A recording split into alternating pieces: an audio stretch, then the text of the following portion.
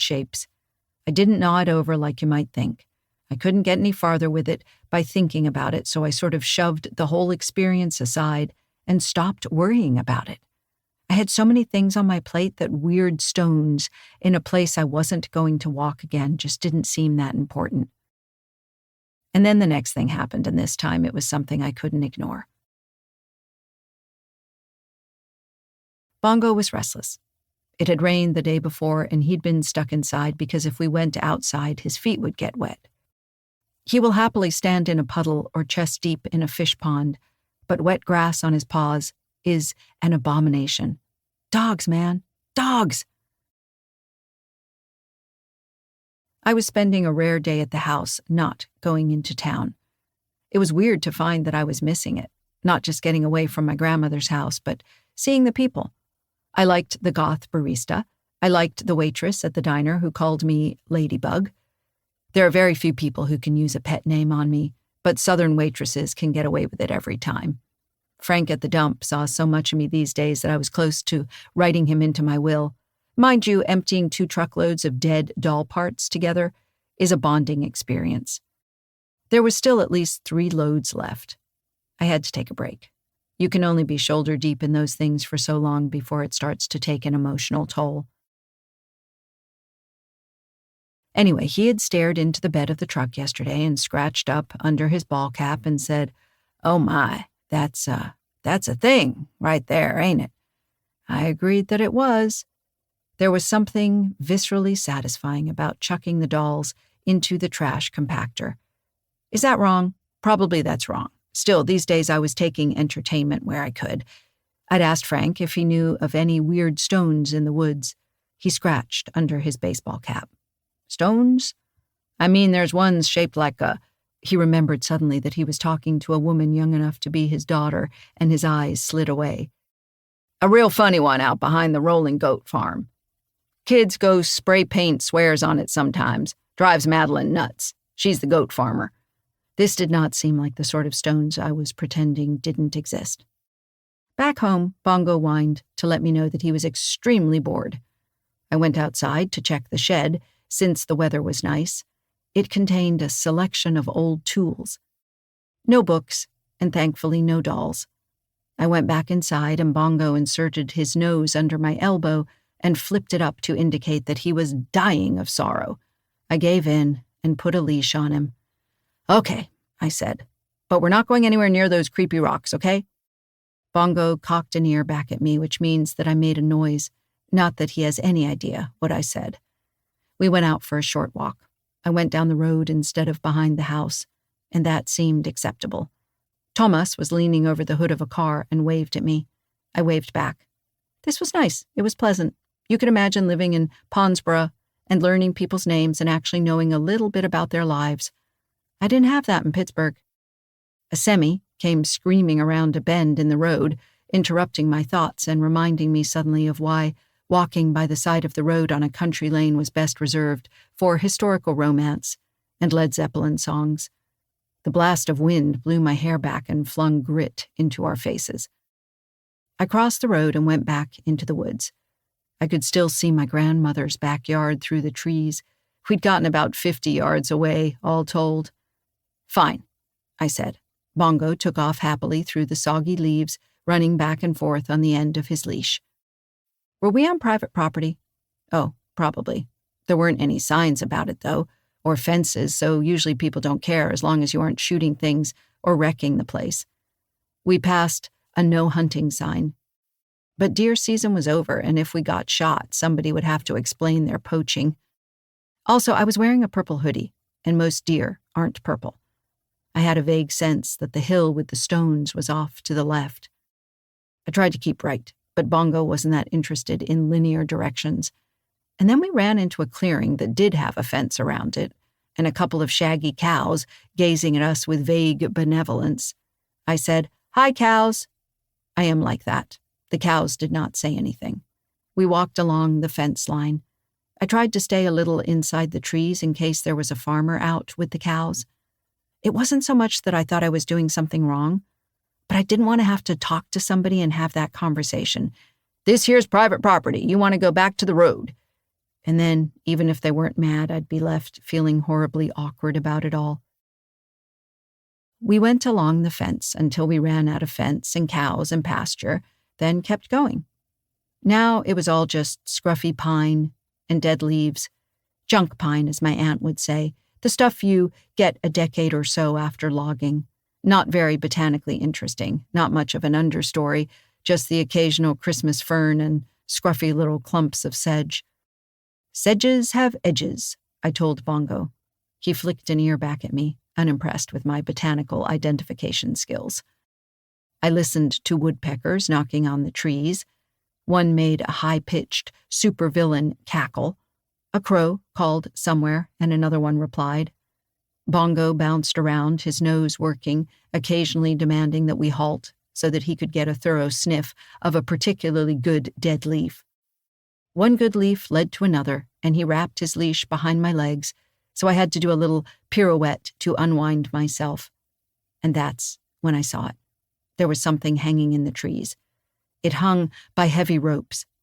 My first wild thought was that it was a person, some kind of trapeze artist, and then that someone had been crucified or lynched. Bongo let out a thin, frightened whine. My eyes traveled slowly upward. It was naked and split in half, and it had hooves. It was a deer. I felt a stab of relief.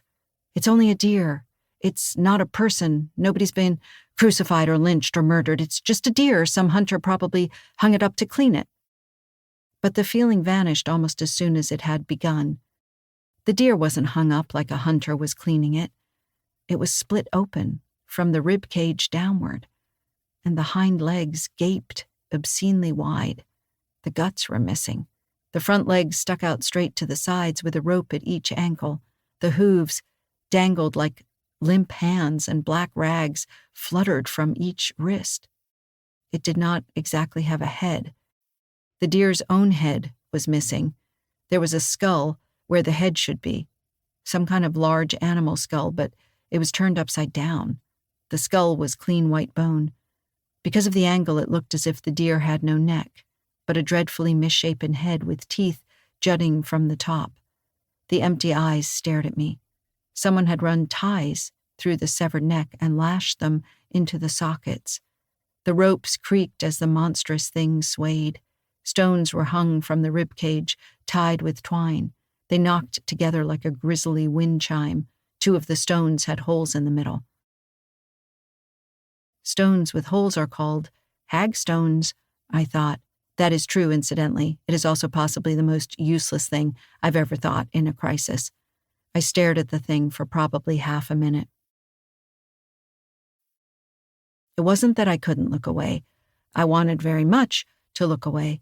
But I stared because if I could find something, a seam, a tag, that said it was a Halloween decoration, a video camera, even a goddamn artist statement nailed to the tree, then it wasn't real. I wanted so very much for it not to be real. Bongo whined again, louder. My thoughts were moving very slowly. I think it's real. It's really there. Someone made this. The slow flow of thoughts sped up. Who could have made this? Who would have made this? Images shuddered through my head, none of them terribly coherent. Sociopaths, serial killers, satanic death cults, some stupid college kids. Performance artists? Monsters, monsters, monsters, and I twisted myself about like the twisted ones. If someone had made this, then they had been here, where I was standing. They might still be here. They might be coming toward me right now while I stared at their grisly effigy. My fingers closed convulsively on Bongo's collar, and I turned and ran.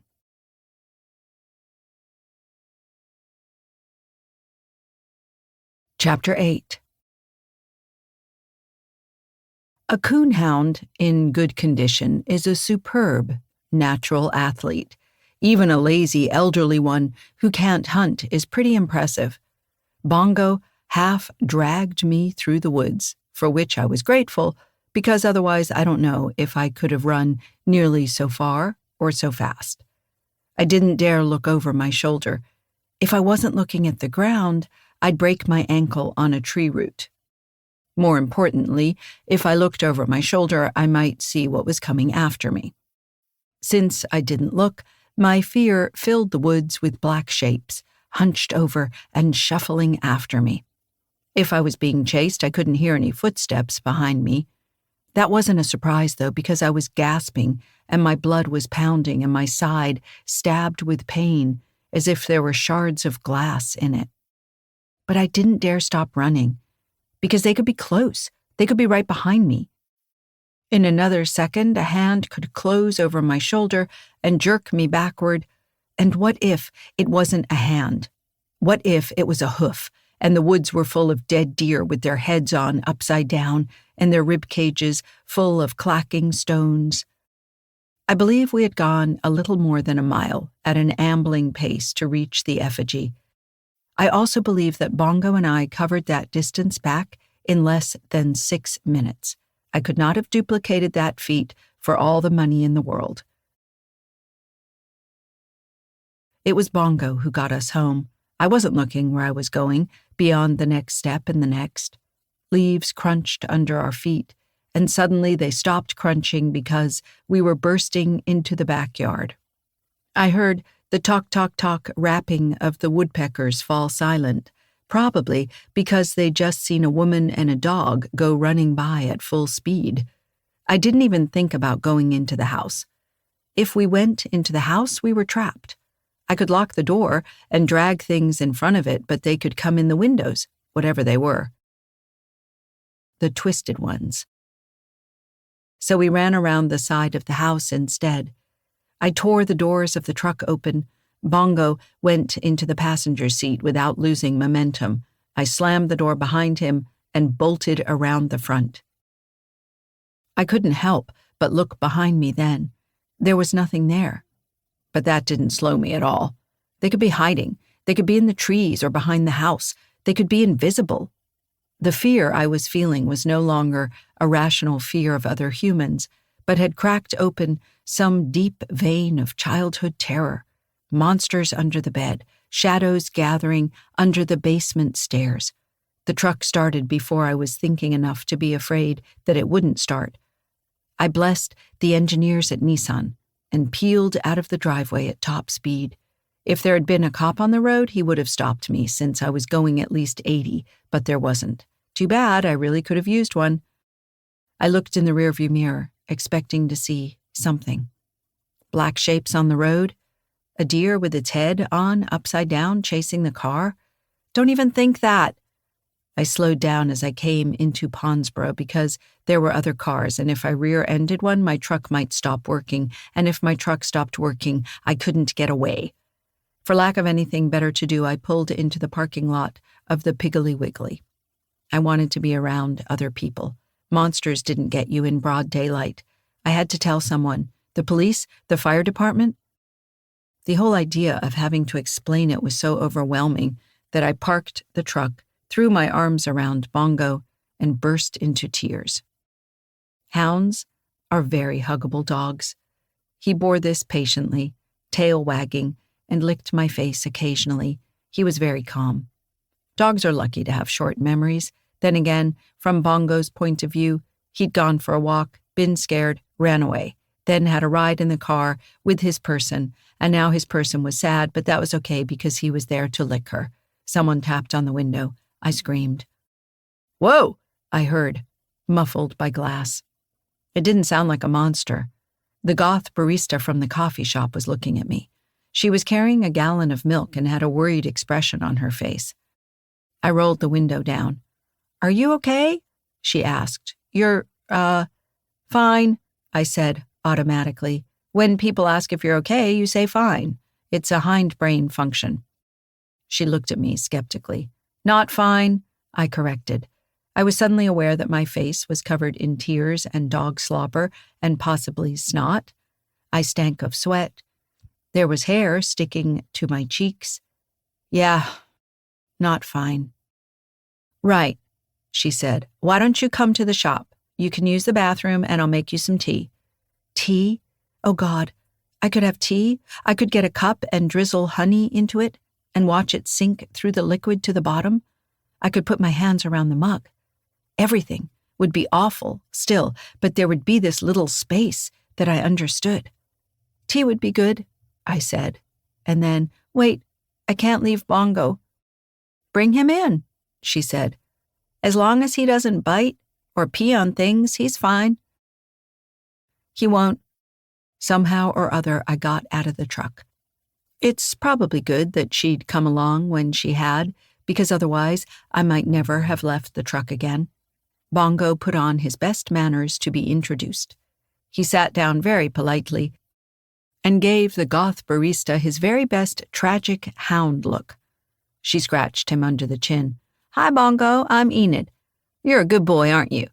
He put his ears down and wagged his tail to indicate that he was indeed a very good boy, and also no one had ever petted him, and he would like it very much if she was the first. She complied. Enid, that was good to know. We walked to the coffee shop. We were about 2 blocks away, down streets lined with houses that had been turned into offices. Enid kept up a stream of completely inconsequential chatter along the way. I looked behind me for monsters. Bongo stayed close by my heels as we went into the coffee shop, then flopped down under the table. His nose worked, probably separating out coffee bean varieties, but the mile run, dragging my ass through the woods, had clearly exhausted him. He let out one of his deflating sighs. I put my feet under him. Enid brought him a dish of water and then brought me a mug of tea. I put my hands around it and stared into it, and I twisted myself around like the twisted ones. You want to talk about it? Should I call someone for you? Yes. No. No, there's no one to call. Really? What was I going to say to my father? Hey, Dad, there's a monstrous effigy in the woods. Did you know about that? Wait, no. The police, maybe? I'm not sure. She sat down at the table across from me and put her chin in her hands. Right. I took a drink of tea. It was too hot and burned the roof of my mouth, but it was tea, and tea was good, and I was in a world where there was tea, not in a world where there were monsters in the woods. Those were 2 separate worlds. As long as I stayed in this one, I was safe. I saw a thing in the woods. Someone made a thing, a deer. I tried to focus on what I was saying. My teeth wanted to chatter, even though it wasn't cold. It was like when a hunter hangs up a deer, except it wasn't a hunter. Enid's eyebrows were starting to climb under her hot pink bangs. Are you sure it wasn't a hunter? Yes, very sure. It was crucified. They'd taken off the head and put a skull on it upside down. It was sewn to the neck all through the eye sockets, and the rib cage was full of like wind chimes made of rocks. I swear I'm not on drugs. Enid blinked. That's too bad. Sounds like you could use some about now. Was this by your house? I started to nod, then shook my head. Behind it, but not right behind it. Like a mile? We went for a walk. I reached down and rubbed Bongo's ears. He leaned against my shins. After a minute, I said, I kept looking for a tag or a camera or something, like maybe it was art. Enid drummed her fingers on the tabletop. That's not a bad guess. We've got tons of artists around here. Somebody could have hung this thing up and be taking photos of it as it rots or something. I shuddered. Why on earth? Oh, she rolled her eyes. It's a statement about mortality or local food or how their last girlfriend didn't love them enough. I laughed. It wasn't much, but it was a genuine laugh. For a few minutes that afternoon, it had seemed like I'd never laugh again. I don't know, I said. I remembered the blind panic I'd felt running from it. But yeah, I'd been on edge lately. Had I freaked out over nothing much? No, crucified deer in the woods are freaky, even if it's art. Enid glanced at her watch. Tell you what, one of our local cops comes in for a red-eye around 3:30 every day.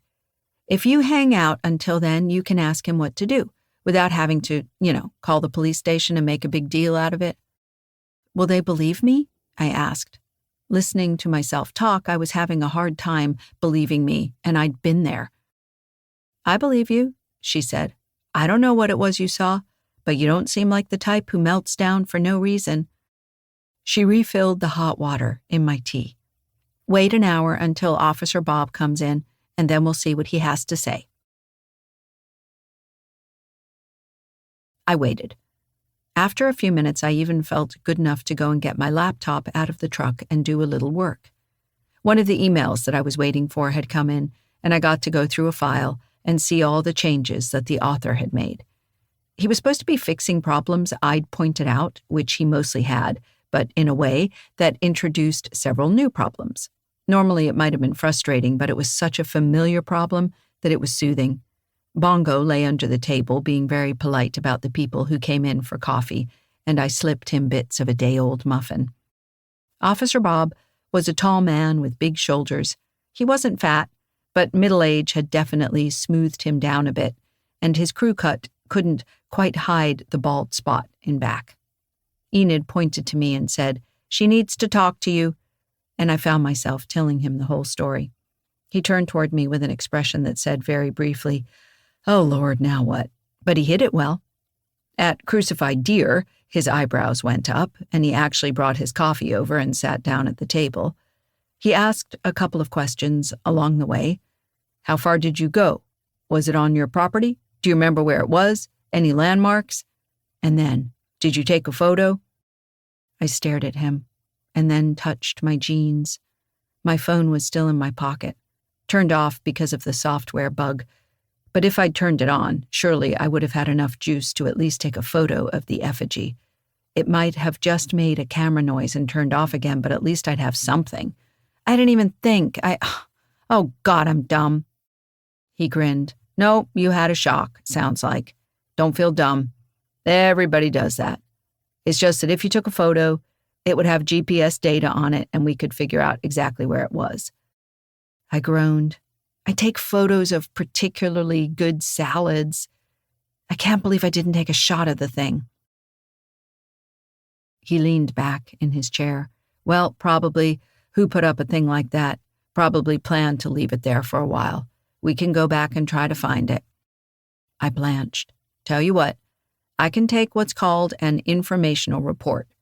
So we can document what you saw, and it'll be on file." He didn't say, "So we can talk about this at the station afterward," but I suspect that was implied.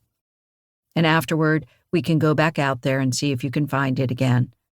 He leaned down and scratched Bongo. "Or if this fellow can, dead deer should bring him running."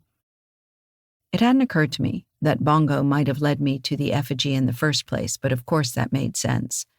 If it had been, well, dripping. Ew. He glanced unobtrusively at his watch. "How about you write the whole thing down and email it to me? I'd rather hear it in your own words than try to write my version and get it wrong. Then we can get it on file and we'll have someone meet you at the house later and you can show them where you saw it." "I can do that? Email you, I mean?" "Sure," he said. He grinned briefly. "We have email and everything. We even read them." Enid snorted. I got his email address and he got my physical address. "Someone will be around later. Hopefully me, and maybe Bongo here can lead us back to it." Officer Bob paused. I don't know if his sympathetic look was something cops learn to do, or if he was genuinely feeling it. It was a good look, either way. Really, it's probably just kids trying to be edgy, but we'll check it out anyway. He waved with 2 fingers around his coffee cup and went out the door. I suspected he was probably going to go tell the people at the station about the crazy lady who was seeing crucified deer, but that didn't matter. If he came out, I could show him the deer. If someone else saw it, then it was real, not a monster thing, and they could find out who'd done it, and it would be their problem and not mine. I wrote the email. I don't have too many useful skills, but I can, by God, write an email. And this was good. I sounded very calm in email and not like a woman who had driven at breakneck speed down the road and burst into tears in the parking lot of the Piggly Wiggly. That woman would sound awful on a police report. Subject gave the following statement. Holy shit, there's a nasty thing hanging up in the woods. Subject appeared agitated. Subject's dog requested ear scritches, which were duly provided. I floundered for a bit, trying to think of how to describe what I had seen. Eventually, I wrote effigy and hoped that the police had access to a dictionary. No, that was unkind. Officer Bob had seemed pretty sharp. How do you end an email to the police? You don't write, "Love Melissa." Even sincerely seemed weird. By my hand on this 23rd day of March? No, probably not. Eventually, I just typed my name and the date underneath. Enid brought me more hot water. I swirled the tea bag around in it, extracting the last molecules of tea. Am I nuts? I asked her. Undoubtedly, she said cheerfully, but that doesn't mean somebody didn't hang something weird in the woods. This place is full of freaks, and I say that as one of them. I let out a long sigh. I felt better. I had told the police. I was being responsible. Whatever happened now, it wasn't my fault. Thank you, I said to Enid. I was starting to feel embarrassed. I'd bought coffee from this woman, like 8 times now, and she'd pulled me out of a truck, sobbing. I swear I don't usually have breakdowns like that in the parking lot. She snorted. If I ran into a crucified deer, crying in the parking lot would be the least of it. Dude, I'd run screaming through the town stabbing people. I paused. How would that help? Oh, it wouldn't, but I'd have a great excuse. Fair enough, I said, and took my leave. Going back to the house was not the easiest thing I've done in my life. Deep breaths, I told myself. Deep breaths. It's just a weird sculpture. It didn't chase you. It wasn't alive. It was just some thing that somebody hung up. Officer Bob will show up and you'll go find it, and he'll tell you that it was just some weird hunter's idea of art. It took me a few minutes to get out of the truck, even so. It's fine. You're fine. You don't need to go out in the woods alone, looking for it. It's not like somebody dropped it on your porch. It has nothing to do with you. And I twisted myself around, like the twisted ones. Stop it. I got out of the truck. I'll be honest, if Bongo had been upset, I would probably have gone back into town and asked Enid if I could drink coffee until Officer Bob was available. But Bongo acted like nothing much was going on, so I went back inside and turned on the radio and heard all about the great programming that my pledge helped pay for. I had yet to hear any of this great programming, but hey, it had been less than 2 weeks. Waiting for the police to show up is rather like waiting for a package to be delivered, except that you have a vague, nagging worry that the package is going to tell you you're breaking the law and arrest you on the spot. I tried to fill another garbage bag with old newspapers while jumping up and going to the window every time a car went past on the road. I thought about going across the street to Foxy, but it occurred to me that between Skip's mental issue and Thomas's not being white and Foxy being Foxy, they might not be on the best terms with the cops. I stayed put. About 5 o'clock, when I'd nearly given up on anyone coming out at all, a black and white Charger pulled into the driveway and Officer Bob got out. He waved as I came out to meet him. Bongo remembered a friend and demanded petting, which was duly provided. Living out here? Asked the cop, gazing at the porch. Well, for a couple days, or weeks, I guess, until I get the house cleared out. I stifled a sigh at the thought of more weeks spent in the house, living on a steady diet of ramen and public radio. The old lady's called us out a few times, he said, still rubbing Bongo's ears. Wanted her neighbors arrested. What neighbors? Place across the street. He jerked a thumb over his shoulder. To hear her tell it, they were throwing all-night parties with drugs and rock and roll. I groaned. Something else to apologize to Foxy and crew for. They've been so nice to me. Officer Bob chuckled. Yeah, they're nice folks. But you know how it is. Some people just like to complain. Lord, ain't that the truth. This pretty well hashed out the conversation. I tugged Bongo's leash. Ready to go? Lead the way.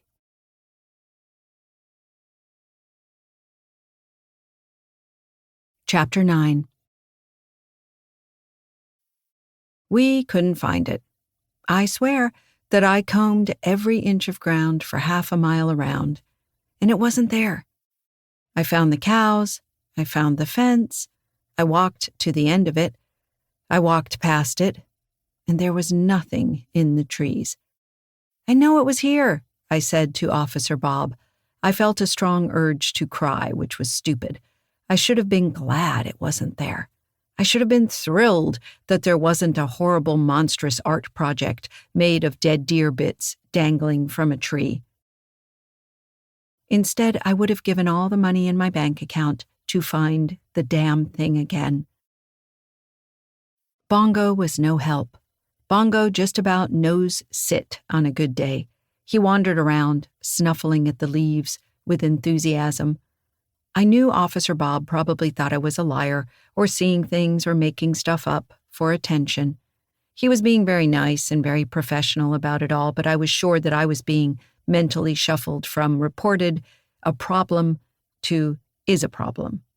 I swear it was here, I said, probably for the 100th time as we slogged back toward the house. Bob nodded. It's all right, he said. It might still be. All these trees look alike if you're not used to them, and it's easy to get turned around. He waved vaguely into the woods. If you do run into it again, take a photo. That'll help us find it again. But who could have put it there? He shrugged. Without seeing it, I can't really say. I don't know, kids maybe? Any kid who would make the thing I saw was on their way to being an avant-garde artist or a serial killer. He was very polite, and he didn't make me feel like I was wasting his time. And after he left, I went into the house and cried into Bongo's fur for 20 minutes anyway. The rest of the evening was uneventful. Foxy came over to ask if I wanted dinner, but I told her I wasn't feeling great. She left and came back 20 minutes later with a Tupperware container of enchiladas. Tomas swears by 'em, she said. If your innards are giving you trouble, these'll blow the sick right out of you. High praise, I said, taking the enchiladas. Thanks, Foxy. She fidgeted for a moment. You need anything, hon? Saw there was a cop here earlier. You in some kind of trouble? Oh, yeah, him. I sighed. No, I called him. I thought I saw something in the woods. Something? There was a dead deer in a tree, I said. Her hot pink lipstick skewed sideways as she frowned. That's weird. We don't got any cougars around here. I mean, people say they see 'em, but it's always just some big house cat or a coyote they didn't get a good look at. No, this wasn't a cougar. I tried to explain what I'd seen while downplaying how scared I'd been. No, of course I didn't run away screaming and crying. Why do you ask? Officer Bob said it was probably just kids. Yeah, sure, said Foxy. Kids always stick dead deer in trees with their heads on upside down. It's the next thing they play with after Legos. She rolled her eyes. Thank you. I felt more vindicated than I'd like to admit. That's what I was thinking. She shook her head. Nasty things out and about, she said, half under her breath. Then, louder, you be careful, hon. Lock your door at night. I always lock my door. I glanced around. Although with this place, I'd be grateful if someone broke in and stole some stuff. She laughed at that. Fair enough. I'll let you alone then. You have any problems or just get spooked, come on over. We got a spare room. She left, and I stood over the sink, eating the enchiladas, while the radio told me how grateful they were for listeners like me. Bongo woke me up in the middle of the night again, baying. I nearly jumped out of my skin. I sat up and looked out the window on the off chance that it was whoever was hanging freakish effigies in the woods. Kids, right? But no, it was deer again. Damn it, Bongo! Harrrrrrrrrf! 2 of them bounded across the yard. A third followed slowly, hugging the woods. Probably the one I'd seen before. Poor sod was lucky it hadn't been hung up in a tree. We killed the wolves, And then the apex predator was cultists or artists or dangerous lunatics. My apex predator bounced on the bed, stomping on my calves. "Go to bed!" He tried to pretend that he wanted to go outside, but I was fairly sure that it was in order to find a deer to bark at. So I glared at him until he flopped back down on the bed. "You're a wretch." "Oof." "Hi, Bongo," said Enid when I dragged into the coffee shop the next morning, probably looking like death warmed over. And then, as something of an afterthought, "Hi, Mouse. Coffee?" I was not offended, as of course you greet the dog first and the human later. "Yes, please." She brought the coffee over and sat down at the table across from me. Bongo put his head in her lap and looked tragic. "So I had a thought," she said, rubbing his ears. I gazed into the coffee. "Uh-huh. You couldn't find the thing again, right?" I looked up from my coffee. "How'd you know?" "Officer Bob came by this morning for coffee," she said. "So I asked, 'Yes, your precious puppy dog,' and he said you'd gone looking but couldn't find anything." I sighed. It was still embarrassing. "I know it was there," I mumbled. "Hey, no question. Either it got taken down or you got turned around. Woods are like that. Anyhow, if you go on the county's website, you can look up who owns the property behind you. That way you get an idea whose land it was on, and then you can ask them about it." The idea of tromping up to a stranger's door and saying, "Hey, did you know there's a horrible, vanishing dead deer sculpture on your property?" was distinctly unappealing. Still, it was a good idea. I pulled up the county website and went to work. It was a pretty fancy website. It had topography maps and property line maps. It also had a crappy user interface if you actually wanted to find out any real information, but that's government for you. You could click the property maps and get a reference number, and then if you dug around the website long enough, you found a place to enter your reference number, and it would tell you what name the property was registered under. There were 3 people who could conceivably have owned the property behind my grandmother's house. And 2 of them were holding companies that were, Enid told me, just waiting until Ponsborough became big enough so that they could develop exclusive housing communities and charge $1 million an acre. No luck there. I looked up the 3rd property, and it belonged to a neighbor whose property abutted hers. Dad's property now, I guess. Eventually mine. What a dreadful thought. I stared at the topographical maps for a while. There were no hills behind the house. The hill with the white stone was not there. Well, of course there weren't. I'd known it at the time. I just had tried not to think about it because thinking about it was too hard. I went a long way. That's all.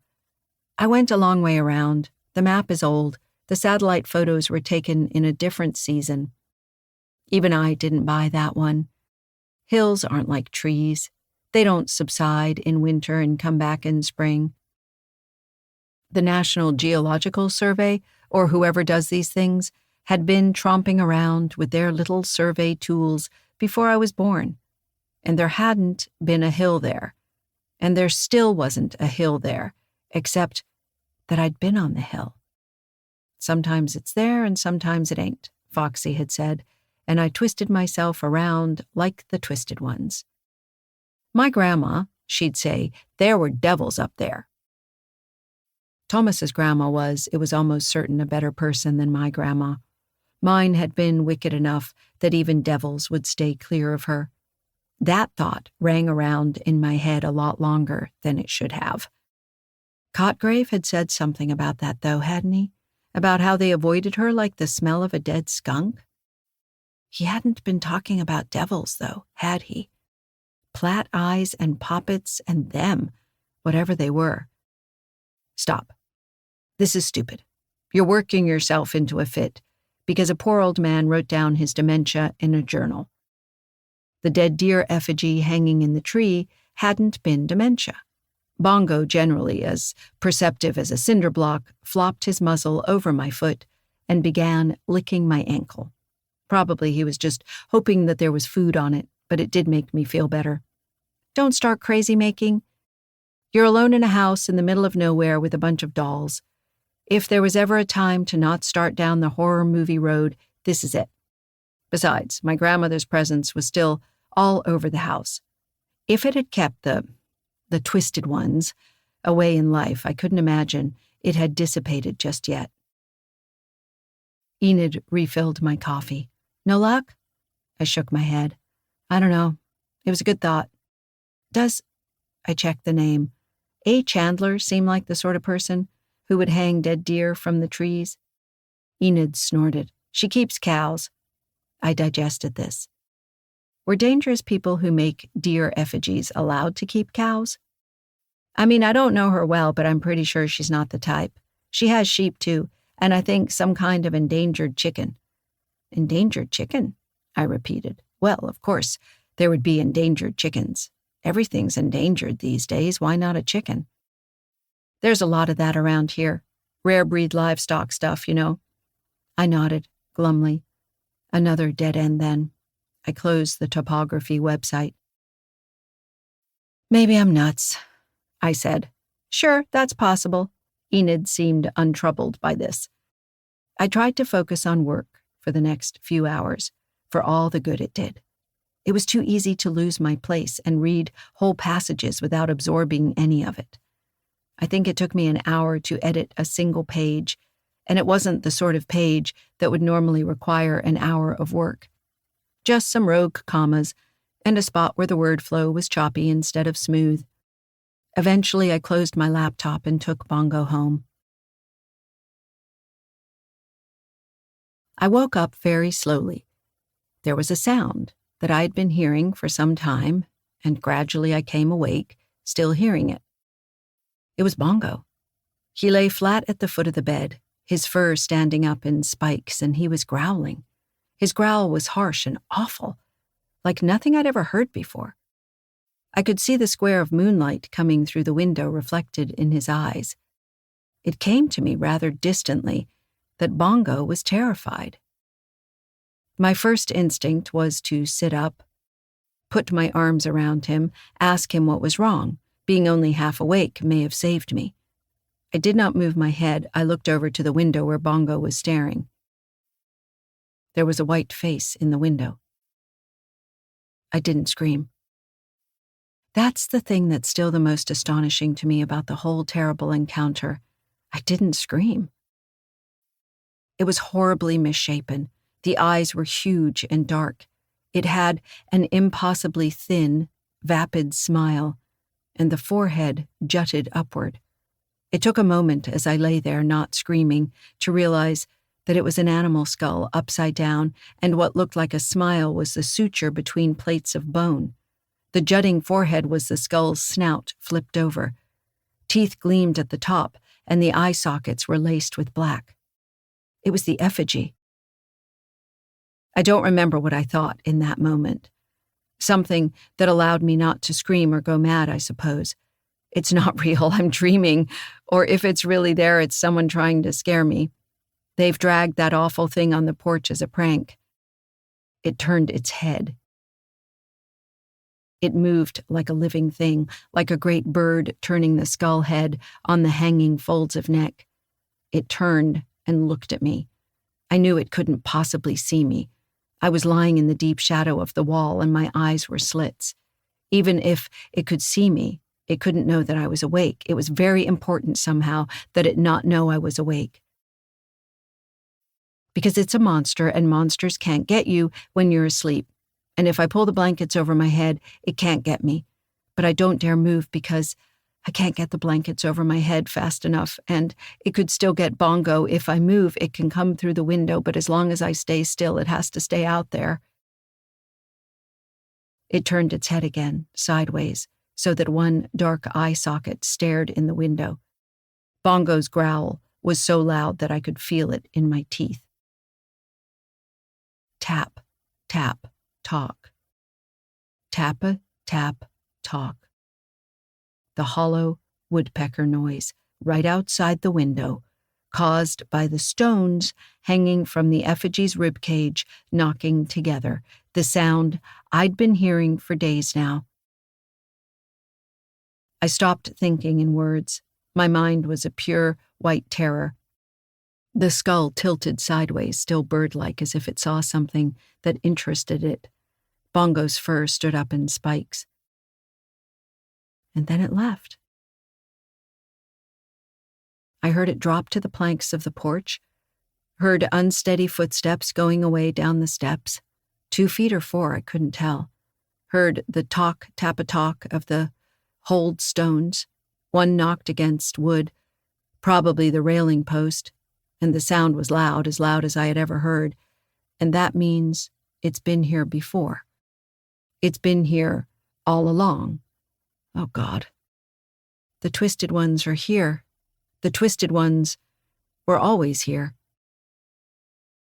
The front door was locked. The back door was probably locked, but even if it wasn't, an intruder would have to move a few 100 pounds of newspapers to get to it. The windows were all shut and had screens.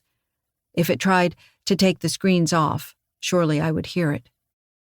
What felt like a long time later, Bongo stopped growling. I finally moved.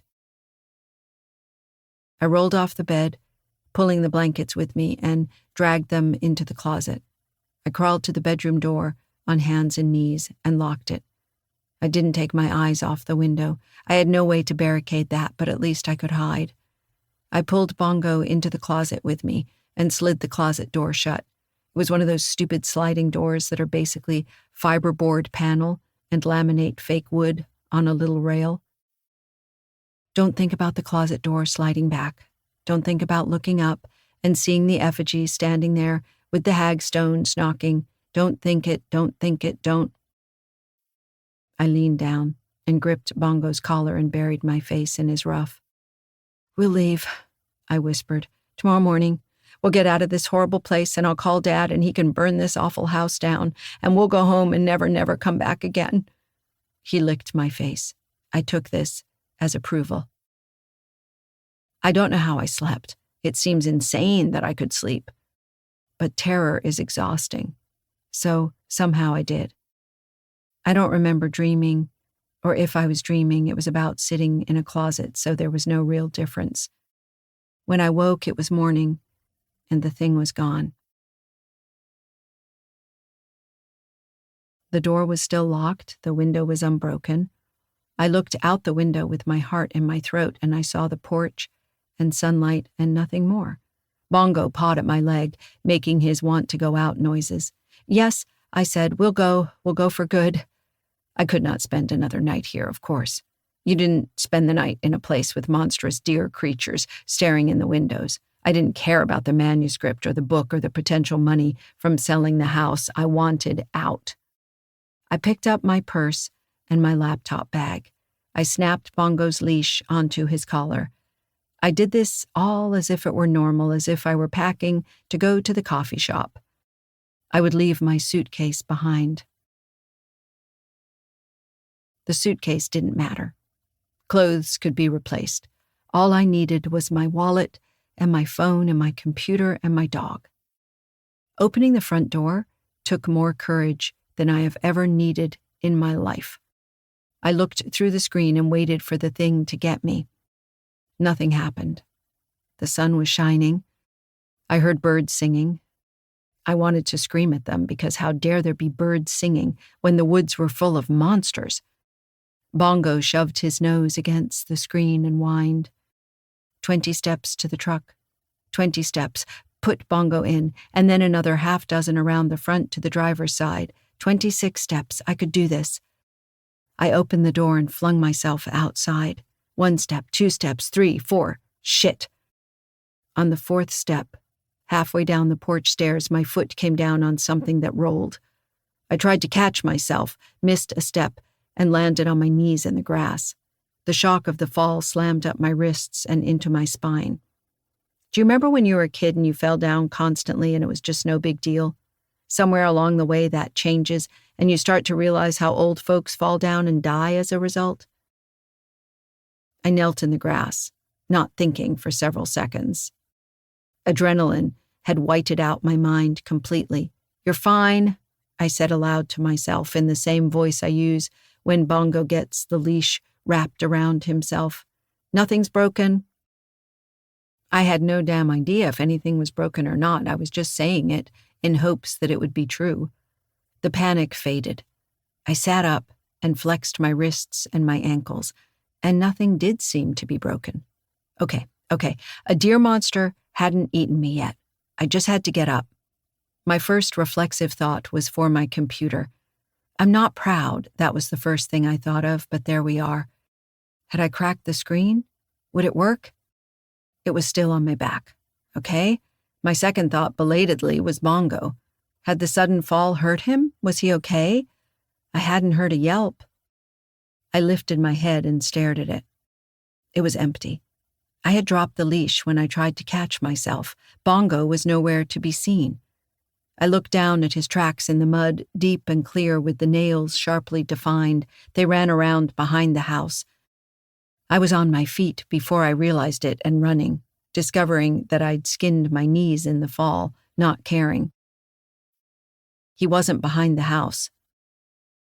The tracks got into the grass and then into the leaves. He'd smelled something, and while I'd been on my knees, mumbling to myself like an idiot, he'd gone after it with all the single-minded intensity of a coonhound on the scent. Hounds are almost all dumb as posts, but if their nose turns on, suddenly they are professionals on a mission. This is why you never, ever let them off the leash. Bongo? I called. Buddy, Bongo, where are you? 5 minutes ago, I had been terrified to make a sound because I thought the deer monster would get me. Now I was screaming for all the good it did me. I circled the house once, twice, not knowing what direction to go. What if it was the wrong way and I got too far away to find him? I was paralyzed with indecision. Bongo, come back! I looked at the tracks again and thought, I've really got to trim his nails. And then I burst into tears because I was already stretched past what humans should have to deal with, and now my dog was gone. I collapsed on the porch stairs and put my face in my hands. I couldn't leave now. I couldn't leave him. He was wandering somewhere around these awful woods, probably chasing rabbits or deer or something. But what if the things got him? What if he was scared wherever he was? What if he wandered onto a road? He wasn't that smart. He didn't really understand roads. He'd try to make friends with a car. I cried until it became obvious that Bongo wasn't going to show up and lick my face.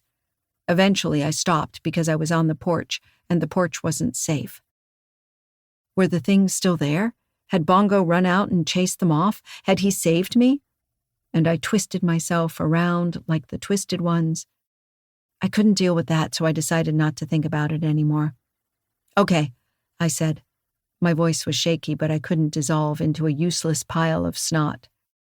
Bongo needed me. I had to do the right thing. I will get up. I will make coffee. I will find a phone book in this wreck. And I'll call every pound in the county and make sure they know he's missing. I stood up. I felt lightheaded. Maybe you think I was stupid. Maybe you're right. Never go back for the cat, right? That's how you get eaten by aliens. But I knew perfectly well that I couldn't leave. My dog was out there somewhere. Until I had him back, or had proof he wasn't coming back, I was going to stay.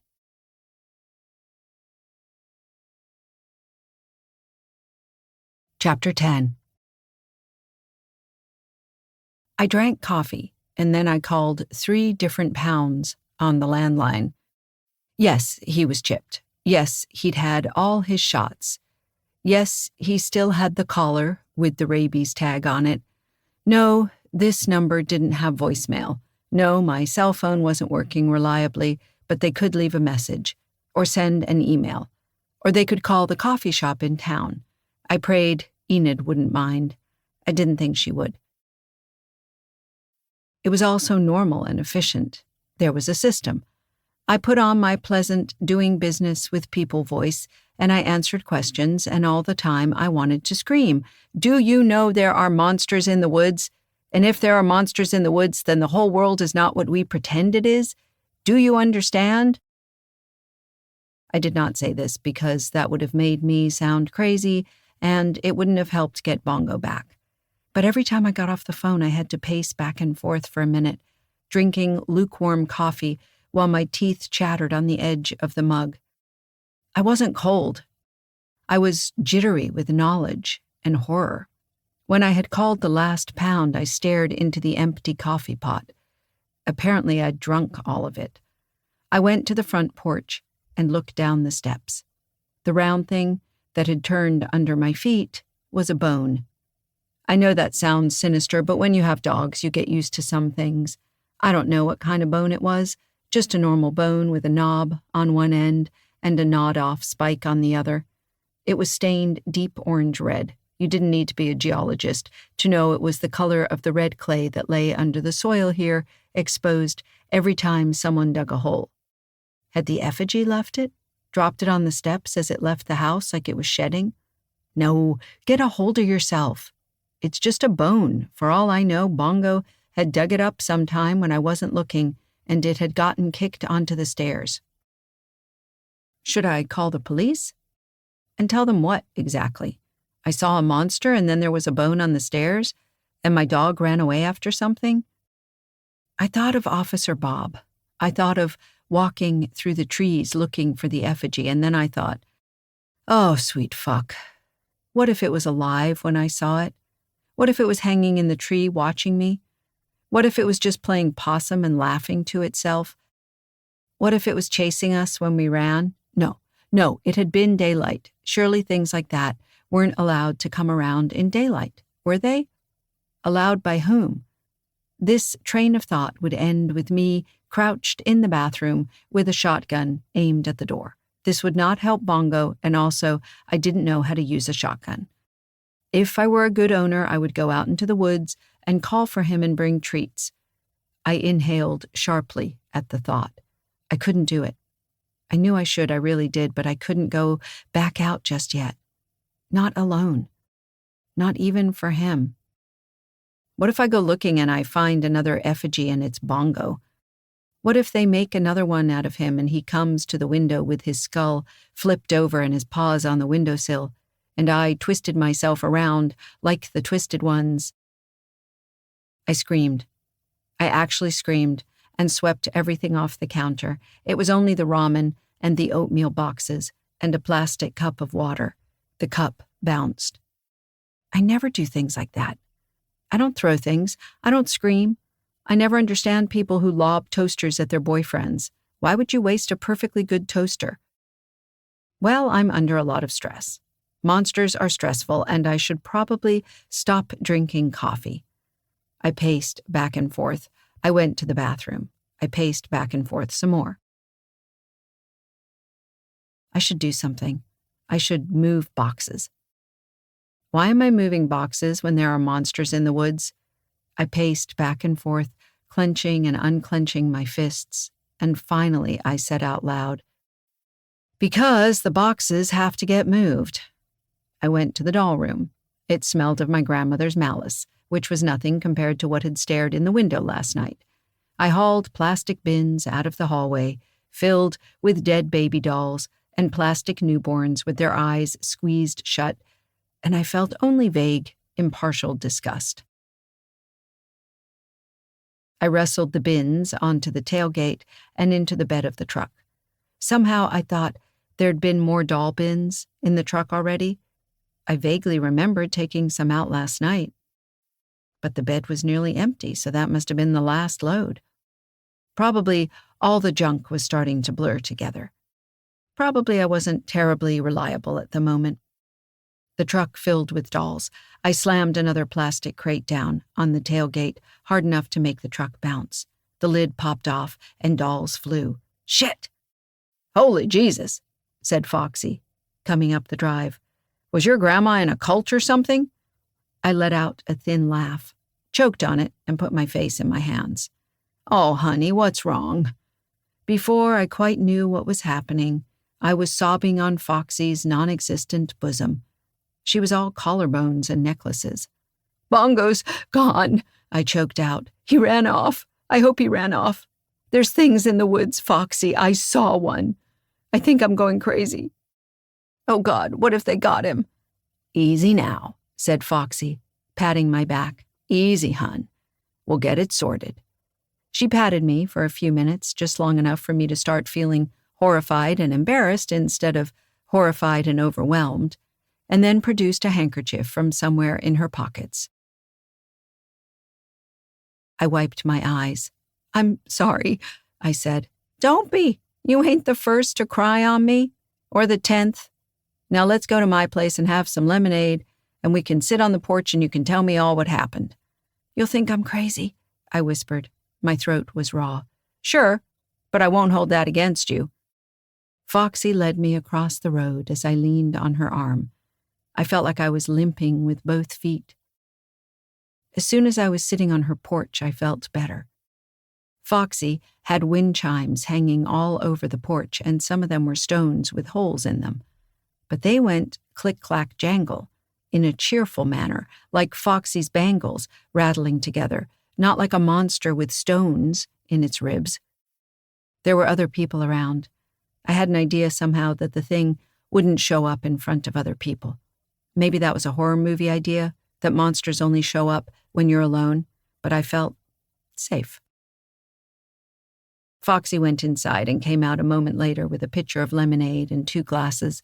I took one and drank it while the condensation ran down over my fingers.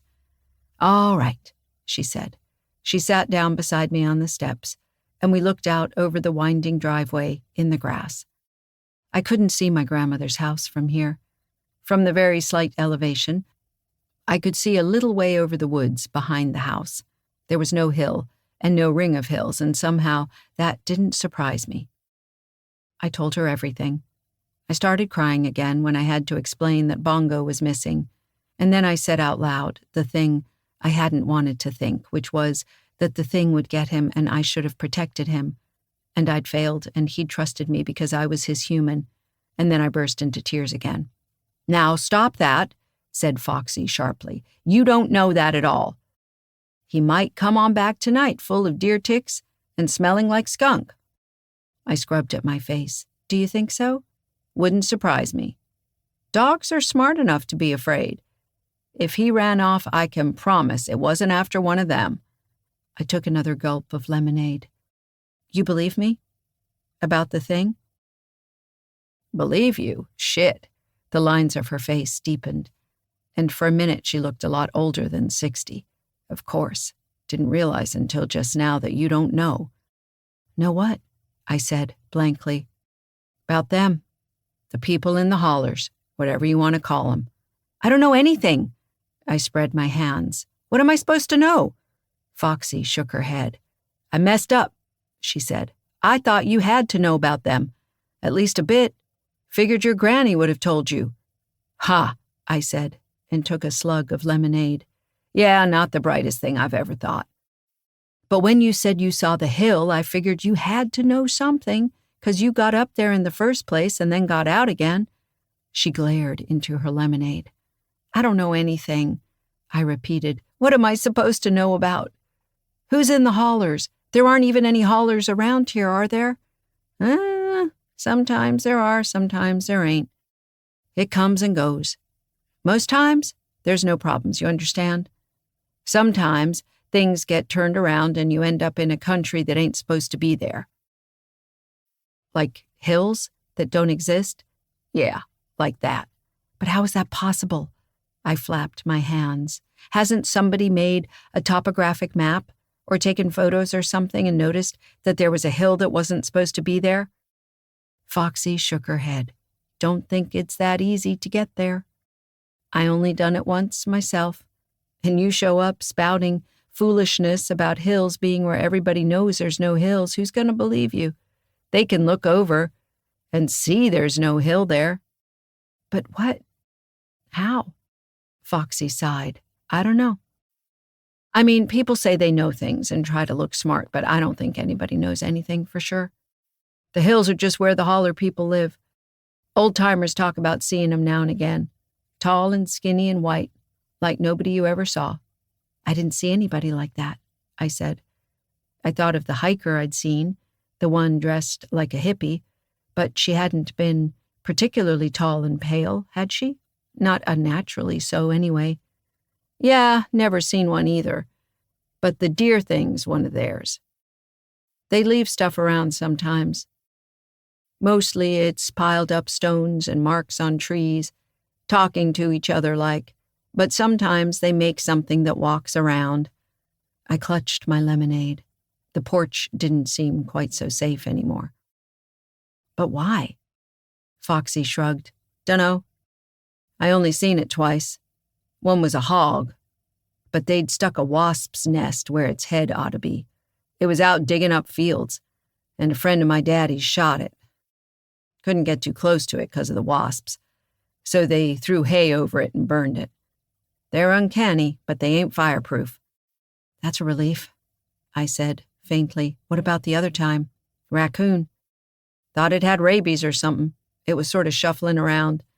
But you get close enough, you could see it was all held together with cords and junk. What did you do? Ran it over with a tractor a couple times. Had to stop using that chunk of field, of course. Daddy said the ground would be bad under it. This was over in Bynum. When we sold the place, we told them that bit was bad, but I doubt they listened.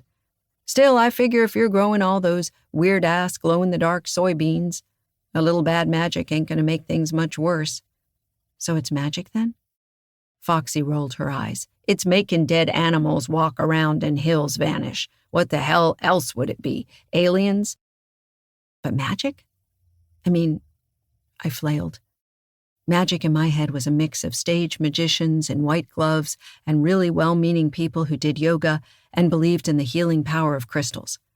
I attempted to express this to Foxy, who looked at me like I was a baby bird that had fallen out of the nest and hit its head. I don't think the holler people are doing yoga, she said. But where are they? I don't know. Little to one side of here, I think. Somewhere like this, but with hills and hollers. They come through sometimes, and we go through sometimes, and sometimes the way's open, and sometimes it ain't. You must have gone through when it was open. Dumb luck or something. It was Bongo, I said. He found the way through. Yeah, a lot of dogs would have thought twice, but hounds get a smell, and their brain turns off. Well, you know, but even he was smart enough to be scared of one of their walking things. And nobody reports this? Nobody says, hey, there's a bunch of scary people around here making dead animals walk around? She snorted. Yeah, that'd be good for a story. Hillbillies claim the woods are haunted, blame little people. Or if they did find one of the walking things, it'd be redneck satanic horror. We'd have reporters in the shitter, and nobody'd find anything, assuming anybody even listened in the first place. So nobody knows then. Most old-timers around here get a notion. But you talk about it and you sound crazy, so nobody talks about it much. And the cops just shrug. That sheriff fella who was out here earlier, he knows the stories, I'll bet you, but what cop is going to admit they believe in that kind of thing? They get laughed out of the station. And if you get any of them ghost hunter people, they head over to Chattanam and the devil's tramping ground. Though I'll tell you, I've been there, and the devil needs to throw out them old refrigerators if he wants to do any serious tramping. Place is a dump. But she looked at me over the rim of her jar. Think about it, hon. You tell somebody how you gonna start. I took a deep, shuddering breath and drank more lemonade, trying to think of an answer. Sure, Enid and Officer Bob had believed me about the effigy hanging from a tree, but if I tried to tell them it had been in the window, that it had been alive, Officer Bob probably already half believed that I was making things up. Enid seemed like she might be more sympathetic, but what was she going to do about it? Come fight the effigy off with a thermos of decaf? I imagined calling my father and saying, Dad, there's monsters in the woods. Dad, I saw something horrible, and the weird woman across the road says it's the holler people, and I climbed a hill that wasn't there. And there was a deer effigy hanging in the trees, but when I tried to call the cops, it was gone. And then it came back at night in my window. No, I didn't dream it. Even in my head, it sounded stupid. The wind chimes blew back and forth in a wind that smelled like turned earth and spring, not like raccoons held together with cords and hogs with wasps' nests where their heads would be. Like I said, I figured your granny'd have told you something, said Foxy after a while. Didn't think about what a nasty piece of work she was. I don't think she knew, I said. Cotgrave, her husband? He knew something. He had a journal and said he saw them in Wales. Foxy nodded. Figure you get any set of old hills, you'll have something in it. Probably holler people all over the world if you know where to look. I shuddered. This was not a comforting thought. He also said he thought that things didn't come around her, that she smelled bad to them or something. Huh, said Foxy. She thought about that. Suppose that makes sense. Some smells you just don't want to be around. Skip can't stand liver, won't even come in the house if I'm cooking it. Doesn't mean he's scared of liver. Don't think the holler people are scared of much, but I can see him giving that house a wide berth unless they had to go there. I think it's why he married her, I said. He had some kind of experience with them in Wales, and then he thought she was safe because they just didn't want to be around her. Foxy snorted. Lord, talk about being caught between the devil and the deep blue sea. Yeah, his journal's rambling, but by the end he's saying he'd rather deal with them. Cotgrave's white people must be the same as Foxy's holler people. If I could find his typed manuscript, surely it'd have something more, wouldn't it? Assuming it existed, assuming he knew anything for certain, assuming his medication hadn't been playing tricks on him and it wasn't a letter to Ambrose. Ambrose, I don't know who you were, but I wish I could talk to you or smack you or something. So what are you going to do? Asked Foxy. I have to stay, I said. It was easier to say out loud than I expected. Until Bongo comes back. Foxy nodded. You can come stay here, she said. I ain't saying they won't come here, but company's better than none. I took a deep breath. I want to, I said. But if he comes back, he'll come to the house. He got out once, back in Pittsburgh, and he came back after 3 days of rabbit chasing. I tried not to think about what would happen if Bongo decided to go home to Pittsburgh. The noses on hounds are good enough that I won't swear he couldn't smell his way back there while I sat in a house surrounded by deer monsters. There comes a point where terrible things are funny. It's the point where the furnace is broken and the hot water heater is leaking, and your dog comes in smelling of skunk, and the check engine light has come on when you go to get tomato juice. You stop crying, and you stop being frustrated because none of that will help. All you can do is start laughing hysterically because that's the only thing that's left. Foxy let me laugh until it started to get weird, and then she slapped me on the back repeatedly as if I were having a coughing fit. Settle down there, hon. Get it all out. I got some stuff that might help you, or might not, but it never hurts to try. Foxy's stuff was a little velvet bag of herbs and a rosary with round wooden beads. Got it at the state fair for $3, she said cheerfully. The roots, though, that's from a guy down south who said he studied under Doc Buzzard. Doc Buzzard? I asked. A hoodoo man. He was probably lying, but you never know. Anyway, it ain't gonna hurt. You know how to pray the rosary? No? She looked faintly disappointed, but rallied anyway. It don't matter. The holler people ain't religious. But the beads are hickory, and hickory's special. In all of Aunt Kate's botanical musings, she had never covered the specialness of hickory. I knew oak and ash and rowan from reading fantasy novels, but not hickory. I said as much to Foxy. No, she said. It ain't magic. It's the other way around. We got hickory over here, but I don't think they got it over there. You got hickory with you? You got a piece of the world that's normal. It's so normal, it'll cancel out some of the weirdness. You follow? Clearly I was losing my mind because that actually made a kind of sense. I went back to the house with a hickory rosary and a bag of dried roots draped around my neck. Maybe it was the rosary, or the talk, or the lemonade. Maybe it was just guilt, or the restless, edgy feeling that I had to do something. But I took my courage in both hands and walked into the woods, shouting Bongo's name and listening for the knocking of hagstones in between shouts. I scoured the woods around the house, but Bongo still wasn't there. All right, I said. going back into the house.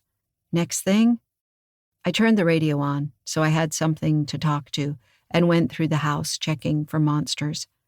There weren't any, or if there were, they were upstairs on the second floor. I shut down that train of thought quickly. Elaine Rogers told me about the great programs that were only available because of my help.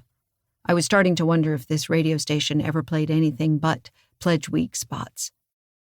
If I was going to stay in the house tonight, I was not going to sleep in the bedroom with the window right there where things could look in. Bongo was loud enough when barking to wake the dead. If he showed up on the porch and started yelling to be let in and given dinner, I'd be able to hear it through a few layers of wood. "Bathroom it is, then," I said. I stripped Cotgrave's bed and tossed the blankets aside, then wrestled the mattress off the box spring and dragged it into the bathroom. It took up the entire floor and curled up at the edges. That was fine. "If I have to pee, the toilet's right there. This'll be efficient," I told the radio. "We have some fun gifts as a way of saying thank you," said Ms. Rogers, sounding tired. "We've got a mug, and at the $100 amount, this exclusive hoodie." An exclusive hoodie sounded pretty awesome. Clearly, I was developing radio Stockholm syndrome on top of my other problems. I went back to get the blankets and stopped. Spread across the box spring, where they had clearly been wedged under the mattress, lay a pile of papers. They were covered in double-spaced type. Someone had handwritten notes and corrections in ballpoint pen between the lines. I picked up the top page. I was first lent the Green Book by my friend and mentor, the philosopher Ambrose, as an example of what he referred to as true sin. He believed that the greatest sin lay in seeking things outside the natural order, not in mere wickedness such as murder. A passion of the lonely soul, Ambrose called it. The Green Book was a diary of one such sinner. I had lost my dog and found, quite by accident, Cotgrave's manuscript.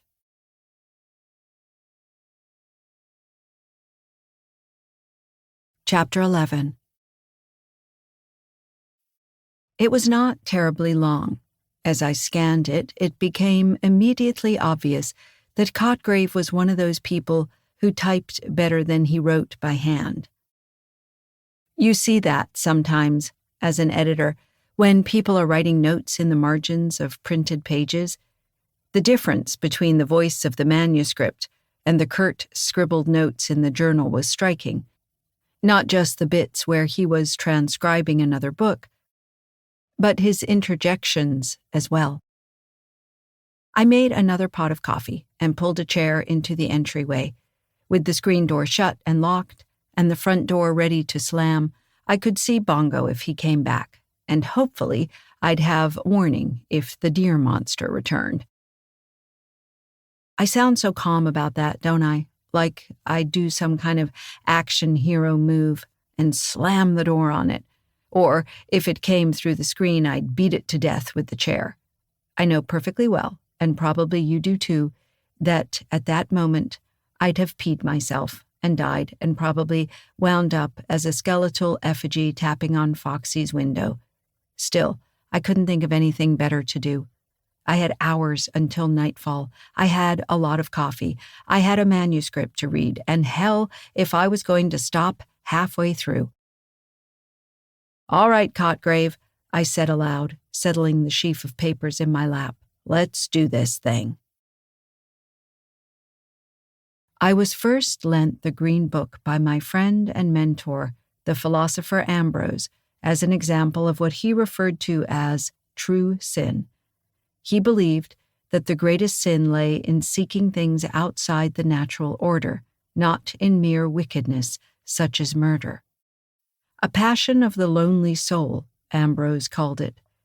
The Green Book was a diary of one such sinner, a 16-year-old girl who had been the daughter of an associate. When he died, he left it to me in his will. I am going to try and record my memory of the Green Book as closely as I can. I have read it many times and parts I can recite, but it was very disjointed, and my memory is not what it used to be. But since my wife has hidden the book or perhaps destroyed it, I must write down what I remember before I forget even more. In places where I cannot remember the exact words, I will make note of what I do remember. The green book is what we used to call a pocketbook, but not like they are called in America, where they mean a book for holding checks.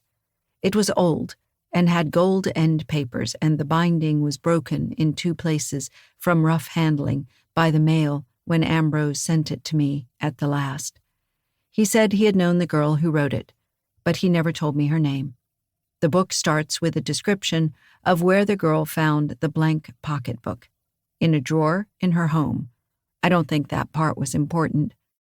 The narrative then begins. I have a great many other books of secrets I have written down and hidden all in a safe place, and I'm going to write here many of the old secrets and some new ones. But there are some I shall not put down at all, in case someone ignorant should find it and read it. I must not write down the real names of the seasons. There were other things here that she must not write down, but I do not remember them all. It was an extensive list. Languages, I think, and letters. Some of them may have been made up. I remember the word aklo and chief songs, and then that she could not write down the ways to do things. For peculiar reasons, or say who the nymphs are. The nymphs appear later, and I believe them to be some kind of spirits. Perhaps the numen of a place, expressed in physical form. Cotgrave, I said, putting the red pages face down on the floor. If you were a client and came to me for editing, I'd fire you. Footnotes are your friend. Narrative continues. These are the very most secret secrets, and I am glad that I know what they are, and glad when I think of how many wonderful languages I know that others do not. But there are some things that I call the secrets of the secrets of the secrets of the secrets. Don't remember how many times she wrote secrets, that I dare not think of unless I am alone. There was a section here I don't remember well at all. She says that she put her hands over her eyes and says a word, and the alala comes. She does this at night in her room, or in the woods. She must also do a number of ceremonies which are named after colors. She liked the scarlet ceremonies the best, and the yellow ceremonies the least, because it made her feel so queer, as if she had eaten something disagreeable. There is no information about what the ceremonies are or what she does. Did they have psychosis when you were young, Cotgrave? I mused. I mean, they must have. But did they call it that? Because this is starting to sound like the diary of a girl with some very grave issues. I know it's wrong to try to diagnose people who aren't there, and I'm a hack armchair psychologist who hangs out on the internet, so my opinion was worth exactly nothing, but I started wondering about the ceremonies and the rituals some people get with OCD. If she called those ceremonies and had to perform them when people weren't looking, well, that would be a very tidy explanation right up until we got, horrible deer monsters looking in the window. Ugh. I wondered what the alala was, or if it was anything at all. The sound, or maybe the shape of the word, made me think of glossolalia, speaking in tongues. I had to proof a thesis about it once, and I don't think the author spelled the word the same way twice. The thesis said it sounded nearly the same whatever the culture was, though, and had endless citations to back it up. Maybe this kid got alone and did something and kicked off a glossolalia fit. Lots of people can do that, usually at tent revivals. Maybe I was reaching for explanations that had no bearing on anything.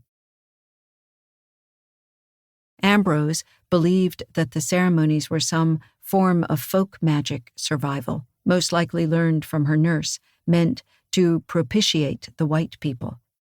In the next section, she described someone talking about her, probably servants, saying that she had been a strange child saying words in the cradle.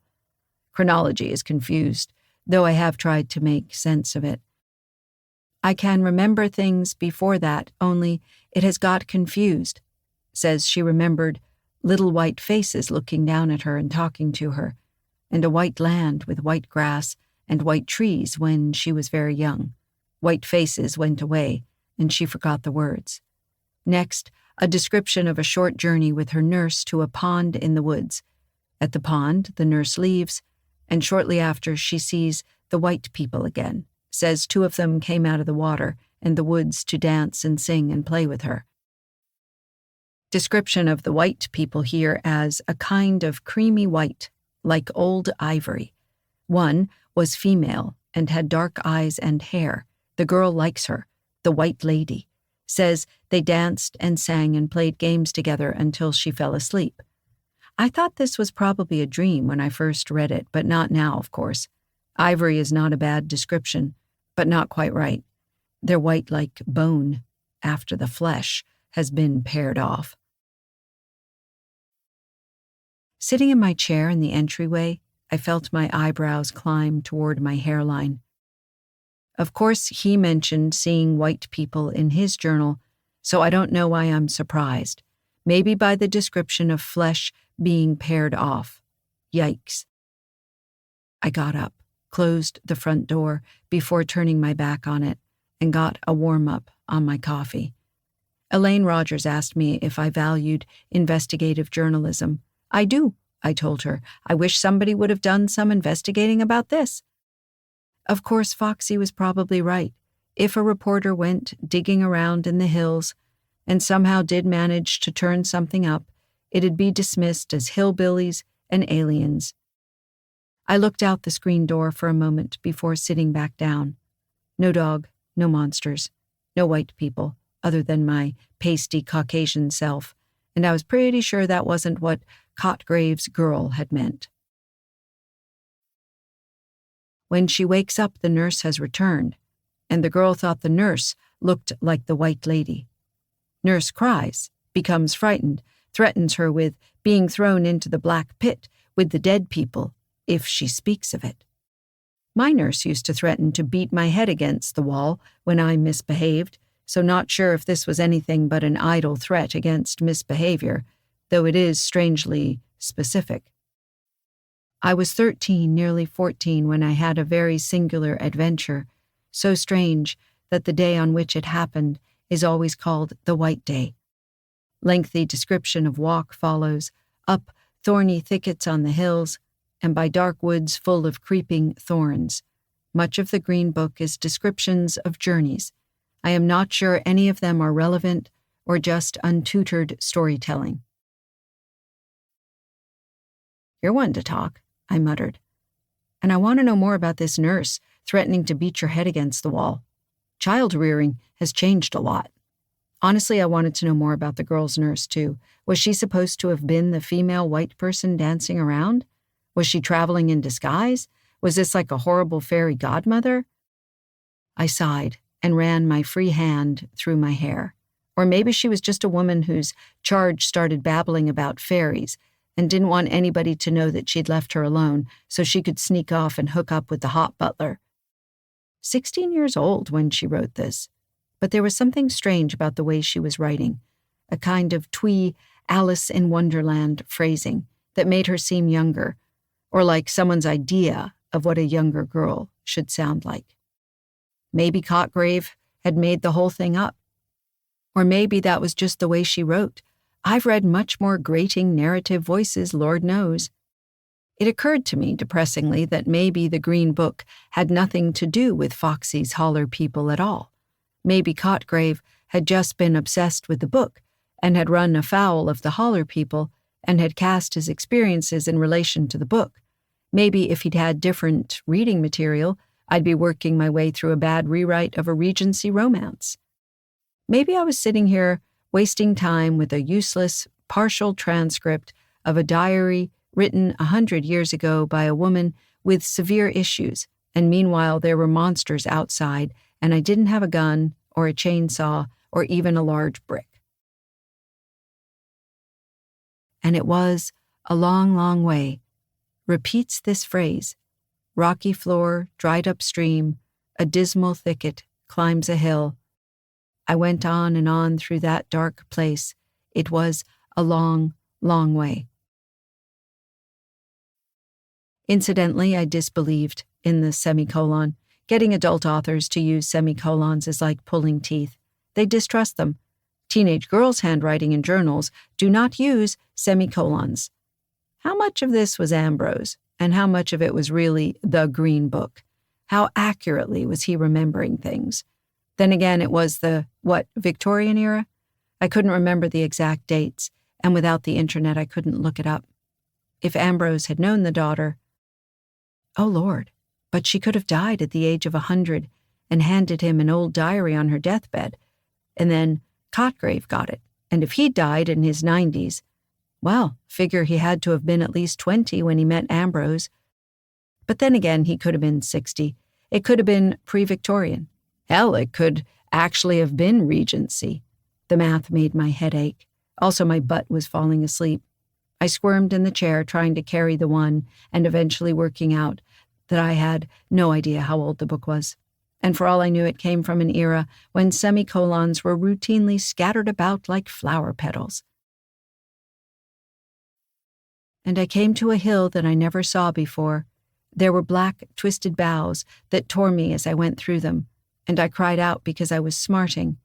May have been stinging or hurting, all over where they tore my frock, and then I went up a long, long way until the thicket stopped and I came out crying on top of a big, bare place. There were such ugly gray stones lying on the grass, and here and there a little twisted tree came out from under a stone like a snake. I read that passage, and then I reread it, and then I just stared at it as if it too were a snake. I came to a hill that I never saw before. There were ugly gray stones lying on the grass. For some reason, all I could think was that the word gray was spelled Gray in America, and I would have to mark that for changes, which was a stupid thing to think. But most of my brain was whimpering and blundering around inside my skull like bongo during a thunderstorm. I had climbed up a hill I had never seen before, and I had come to a place with ugly gray, or Gray, stones on the grass, and there had been the little twisted trees coming out from under the stones, like snakes. Hell, even the path I took was suddenly familiar. A dried-up stream, a dismal thicket, a long, dark way. If I hadn't been obsessed with the stupid semicolon, maybe I'd have picked up on it sooner. This was in Wales, I muttered. This was in Wales, or England, anyway, over there. Cotgrave said they were over there, except that apparently they were over here, too. Was it the same place? Was there one here and one somewhere in the British Isles? Was there a way through in both places? Foxy had said that sometimes the hills were there and sometimes they weren't, and sometimes you could go through and sometimes you couldn't. Had this girl been to the same hill that I had? Had Cotgrave been there? I went up to the top a long, long way. Description of big, ugly stones as coming out of the earth or being rolled? Maybe both.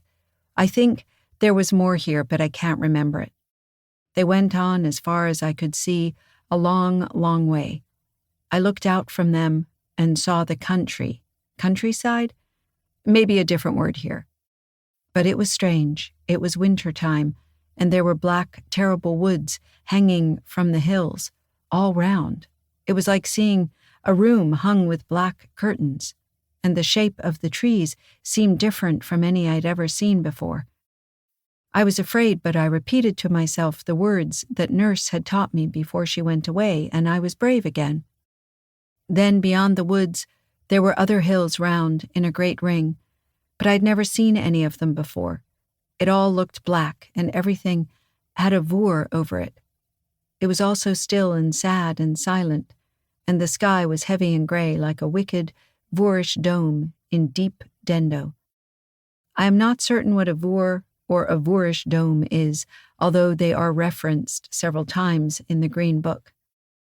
At the time, I thought it was like a mist, but Ambrose thought a Voorish dome might be the roof of a cave in the hills where the white people survived. Deep Dendo sounds like a place that would have stone, but had a Voor over it sounds like an atmospheric difference. A haze, perhaps.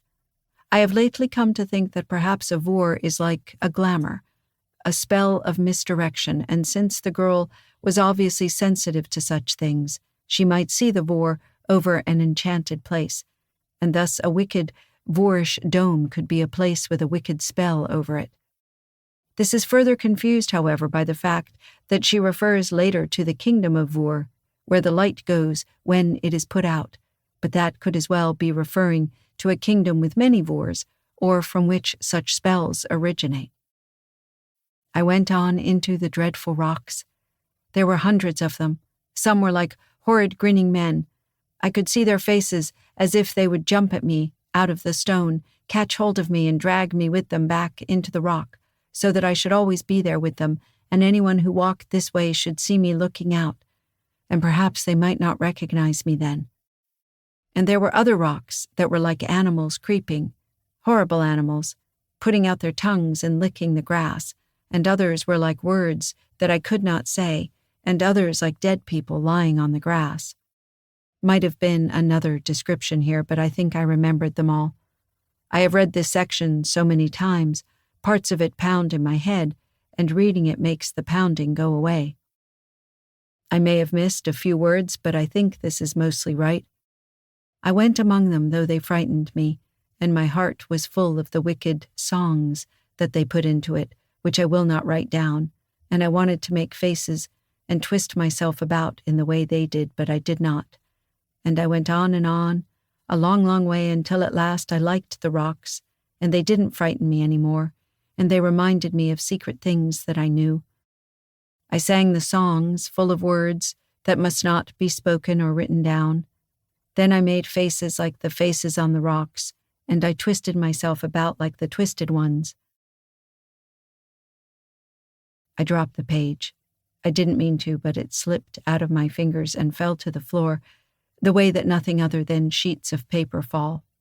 Then slid a little way and wedged one corner under the couch. The litany of the twisted ones was pounding in my head like a song that had gotten stuck. "Well," I said out loud, "well, now I know where it comes from." My voice sounded very calm. It sounded like my aunt's voice more than mine. It sounded like a grown-up's voice, and not at all like someone who is about to cry or scream or curl up in the bathroom and wait to be eaten by monsters.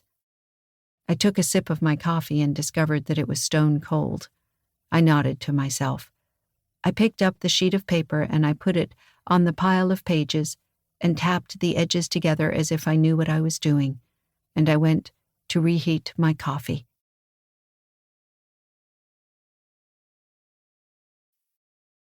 Chapter 12. It was a criminal act to warm that beautiful coffee up in the microwave, but I did it anyway because I hadn't drunk more than an inch worth. I sang something, some stupid song from the 80s. I don't even remember which one, probably about love, or cocaine, or driving fast cars, or maybe all three, and one was a euphemism for another. And then I couldn't remember the next line, and so I sang Jingle Bells. And then the coffee was hot. I had to grab the handle with my shirt because it was too hot to touch. Probably the words that the girl said could not be written down were not about a one-horse open sleigh. It didn't seem likely.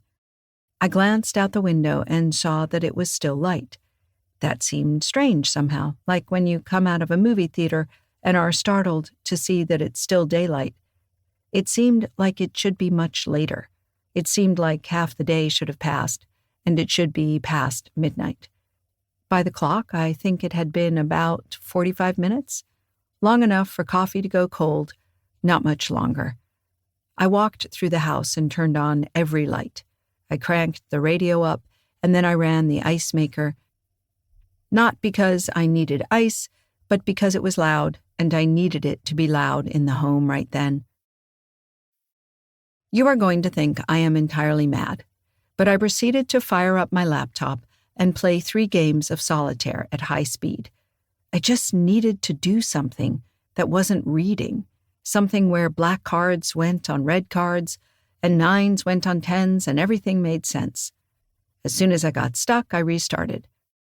It probably took about 5 minutes. It wasn't even long enough for the pledge week to break back into the radio program, which was a lengthy discussion of a coup, except that I'd missed what country it was in. I wondered who I was supposed to be rooting for, the military or the government, because both sounded pretty bad. When Elaine Rogers came back on, sounding punchy and tired, I closed the laptop. I wondered if poor Elaine slept during pledge week. I would have traded places with her. She could have my grandmother's house and my step-grandfather, Cotgrave, and a ring of hills in winter like dark curtains, and I twisted myself around like the twisted ones. I grabbed the coffee mug. The handle was too hot still, and I swore, and I drank it anyway, and burned the roof of my mouth. And that was fine. A burned mouth was a thing I understood. It had nothing to do with twisted stones and songs that must not be spoken and boorish domes, whatever the hell those were. I'm being stupid. I knew that line had to come from the Green Book. He said it did. I should have expected to see it. It just startled me, that's all. Truth was, the litany of the twisted ones had been growing in my mind since I read it days before. Not that I kept thinking it the way Cotgrave had, but I kept seeing it or remembering it at odd moments, and the idea of it had gone from, what is my step-grandfather smoking anyway, to, poor old fellow was obsessed, to something else, something I couldn't put words around. It was okay. You remember The Shining? I felt like I was flipping through a stack of papers that said, all work and no play, over and over again. But I hadn't yet turned around to see Jack Nicholson standing there grinning at me. The radio blared. Someone was delivering a testimonial about how much community radio meant to them. Rogers told us about how grateful they were for people like the Bollanders, who really understood what a service the station provided. I wondered if the Bollanders got matching hoodies. I picked up the page I had dropped. I forced my eyes to finish the line that they'd stopped at. Then I made faces like the faces on the rocks, and I twisted myself about like the twisted ones, and I lay down flat on the ground like the dead ones, and I went up to one that was grinning and put my arms round him and hugged him, and so I went on and on through the rocks, and it was a long, long way. There was a gap in the text here, and it started again on the next page. Cotgrave had thoughtfully labeled each page in the corner in blue ballpoint pen, so I knew I was going in the right order. I felt a pang of sympathy for the old man who had to stop in nearly the same place that I had. Looking back on what I wrote out yesterday, I believe that it is mostly accurate, or at least as close as I can come. It may be that it is tainted by my own experience of the stones, or perhaps, since I read the Green Book long before I climbed the hill myself, my experience of the stones was tainted by reading the book. Are hers the same as the ones I saw in Wales? There is no way to tell. I knew enough to turn away in any event. If I had gone on, perhaps I would have seen what she saw, or perhaps I would not be here to write this. In any event, I do not remember the rest of this part so clearly. The girl went to a place in the middle of the hill and climbed a tower or a hill to a high place, I think, and looked down on the stones and saw them all arranged in patterns. She becomes dizzy and the patterns began to spin, and then she climbs down. I danced as I went in the peculiar way the rocks had danced, and I was so glad I could do it quite well, and I danced and danced along and sang extraordinary songs that came into my head. She continues on, possibly through another tunnel, while dancing in this fashion, and describes being stung by nettles and thorns, but they only make her tingle, and she does not mind this because of the singing. There are many stories, of course, of religious pilgrims scourging themselves and becoming insensitive to pain, swamis walking on hot coals and so forth, so perhaps it is something like that. I remember when Ambrose and I first spoke, firewalking was considered a baffling, mystical art, and yet I saw a television program on firewalking last month that explained how it was done with physics. Perhaps someday even things like the Green Book will be explained by physics, and there will be no more of Ambrose's passions of the lonely soul. If firewalking is in the natural order after all, as it seems, then what more may we yet learn? Perhaps a day will come when all things can be fit somehow in the natural order, and then Ambrose's definition of sin will be of no more use to us. Then again, as isolated as I am now, perhaps we have explained many things already. The firewalking program may be only one. She thought it was interesting and left it on. I think she was hoping someone would burn themselves, but no one did. I snorted out loud at that last bit. It had been a margin note in blue pen. Cotgrave had no more illusions about his wife than any of the rest of us did, apparently. Ambrose spoke often of how terrifying it would be if flowers began to sing to us, or a dog to speak in violation of the natural order. He spoke of such violation as the true form of sin. And yet, now there are theme parks where you can go and mechanical flowers will sing, movies where dogs will talk. Have we thus all begun to sin? Or have our senses become numbed so that we will no longer recognize true sin when we see it? To continue, much of the rest of the white day is an account of travel. There are thickets and valleys and ferns. She drinks from a stream which gives her a kiss and believes that there is a nymph within it. She comes to a wall of moss and believes that it is the end of the world, after which is only the kingdom of Vur, where the light goes when it is put out, and the water goes when the sun takes it away. I wondered how I should get home again, if I could ever find the way, and if my home was there any more, or if it were turned and everybody in it into gray rocks, as in the Arabian Nights. I sat down on the grass and thought what I should do next. I was tired and my feet were hot with walking. She finds a well nearby, the bottom covered in red sand that is constantly stirring, and puts her feet into it to soak. Climbing the wall, she sees the queerest country, full of hills and hollows, and 2 large mounds, like beehives. It was so strange and solemn and lonely, like a hollow temple of dead heathen gods. She then recounts a lengthy story told by her nurse of a hollow that was a bad place where people did not dare to go. A poor girl goes in. She claims the hollow is full of grass and stones and flowers, and is later seen wearing extravagant jewelry. When asked, she says the emeralds are grass, the rubies and diamonds only stones.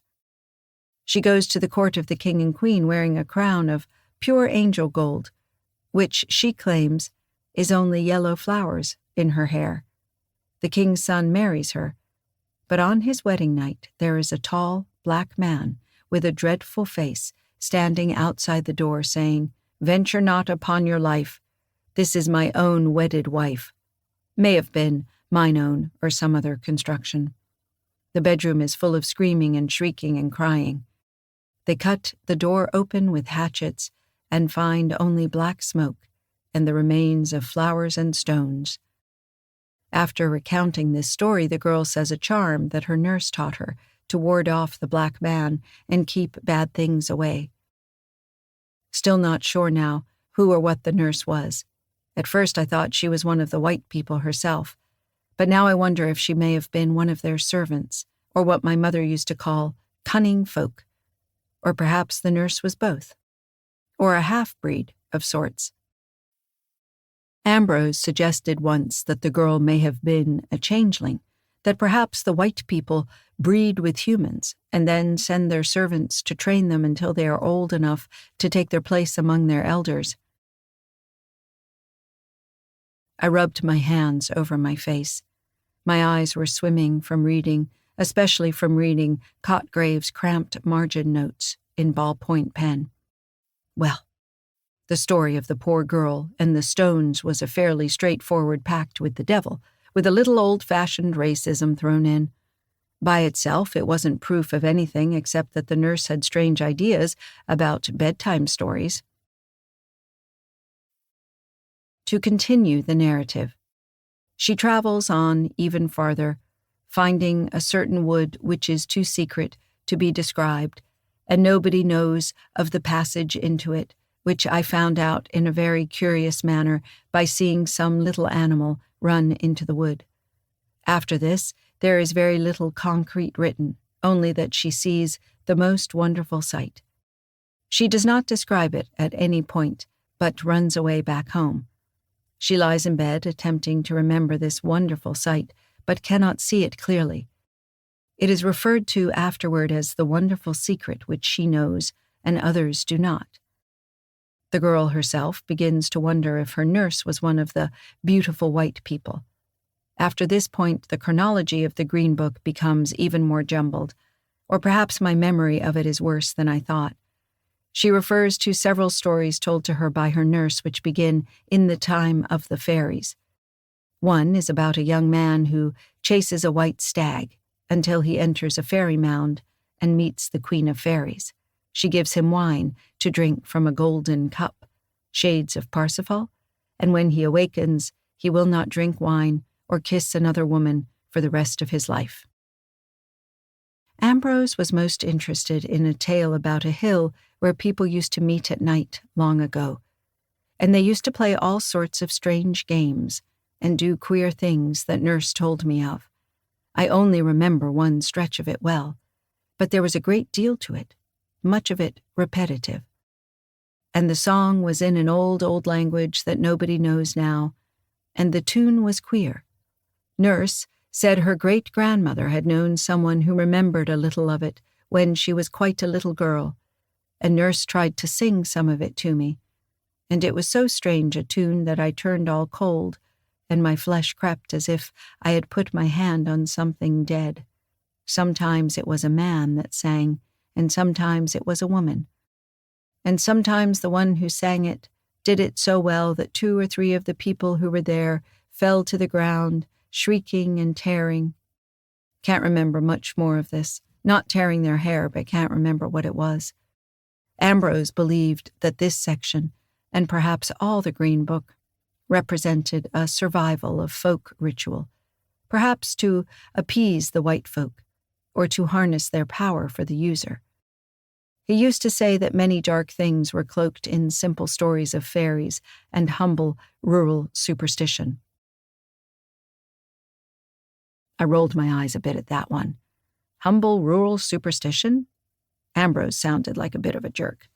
The sort of person who'd stand by the maypole at the Renaissance Festival and tell you that actually it was a fertility rite, like you didn't bloody well know. "Hey, you eatin' lunch?" asked Foxy. I let out a squawk and lurched backward, nearly knocking the chair over. Papers went everywhere. "Sorry," said Foxy.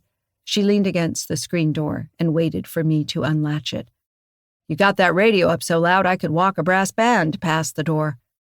"Yeah," I said, picking up papers hurriedly. "Yeah, I needed noise." She nodded.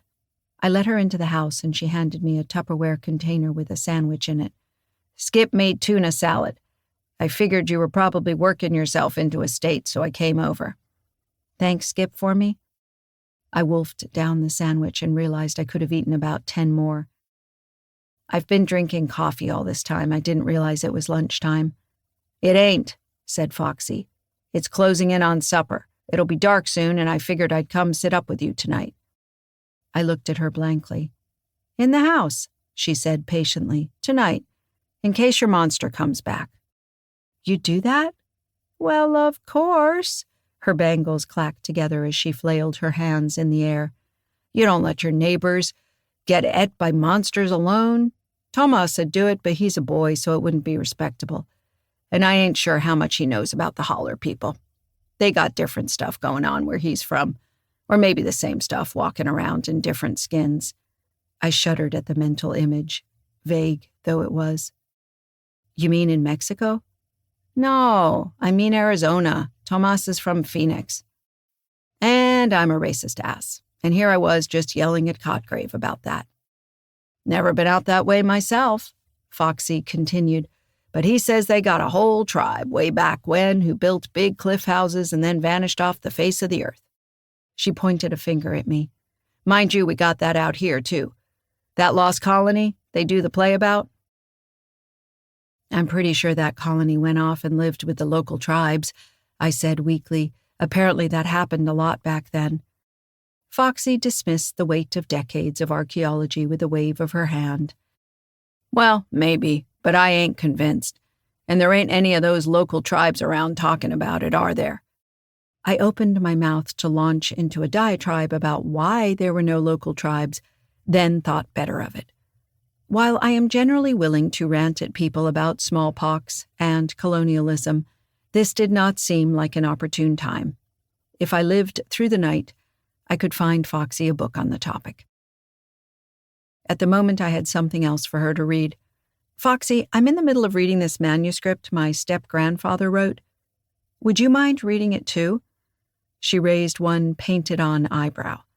A manuscript? What sort of thing? I think it's about the Holler people. Her other eyebrow went up. Oh, she said. All right then. Let's see what the old man had to say.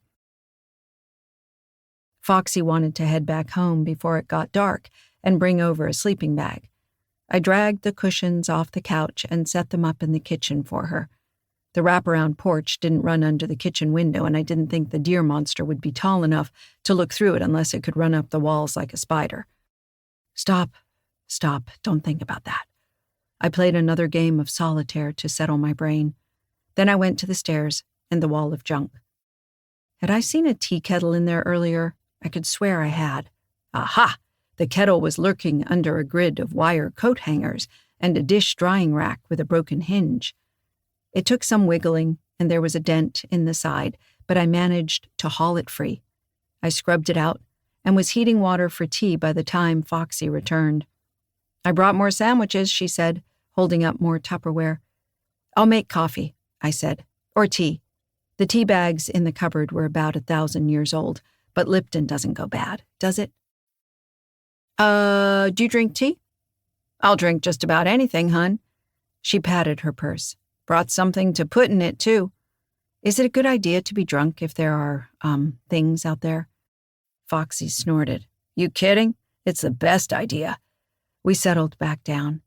I took my chair again, and Foxy sat in an armchair that I'd managed to liberate from the newspapers. I passed the pages over as I finished them. The radio droned pleasantly in the background. It could almost have been cozy if things weren't so deeply bizarre. Together, we settled down to read. There is a story of a young man happening on the secret rites, but it follows the ordinary sort of cautionary tale where a man looks on forbidden knowledge. I think this is a different young man from the one who visited the Queen of Fairies, but I fear it has been too long to be sure. There were too many young men in the stories, and they have all blurred together in my head. He is bound up by some invisible force and wakes the next morning. When he tries to tell the villagers what he has seen, those who go to the rites already know, but will not speak of it. The rites are largely unspecific, except for making a sound like thunder, which is probably the use of a bull roarer or other primitive instrument. Supposedly, this sound is answered from far away. Bread and wine are passed around, and secret things brought out. Ambrose pointed out the connection here to the Eleusinian mysteries, but I have always considered this tenuous at best. One could describe a high mass nearly the same way, with bread and wine and smoke and singing. Somewhere in these descriptions, the nurse takes her to make a clay doll, keeping it hidden, doing queer things with it. She describes the nurse as making such funny red faces while she kneads the clay. singing the entire time while her face gets redder and redder. The nurse impresses the importance of secrecy on her with more threats of being thrown in the black pit. It was long after I came here and after Ambrose died that I learned of the hoodoo men in the South who claim to make dolls or puppets and can use them to cast sickness on a person. Voodoo dolls have become a silly toy on television programs now, like firewalking. If there is some grain of truth to these stories, I would not be surprised if it is related to the clay doll in the Green Book. They perform strange rites with the doll, paying their respects. The narrator does as the nurse does, calling it an odd game that they are playing, but agrees to do what the nurse does because she likes her. She gives no details. She says that the nurse looks at this time like the white lady from the wood. I'll be honest, if I heard this from a modern narrator, I would have Child Protective Services on the line so fast it would make your head spin. All this stuff about odd games that have to be kept secret set off serious warning bells. But, well, different era, different language. Maybe this wasn't as creepy as it seemed. Or maybe it was, but I couldn't very well call the cops on a book. I was a bit surprised that neither Ambrose nor Cotgrave commented on that. But then again, they were also from a far older time when I suppose you just didn't talk about that sort of thing. On the other hand, if you were summoning up people from another world and making, the English equivalent of voodoo dolls, you'd probably want to keep that secret too. Maybe it was just perfectly innocent devil worship. I rubbed my forehead. "You're thinking awfully hard," said Foxy, turning a page. "There's a lot to think about," I said. "How far have you gotten?" "She's going a long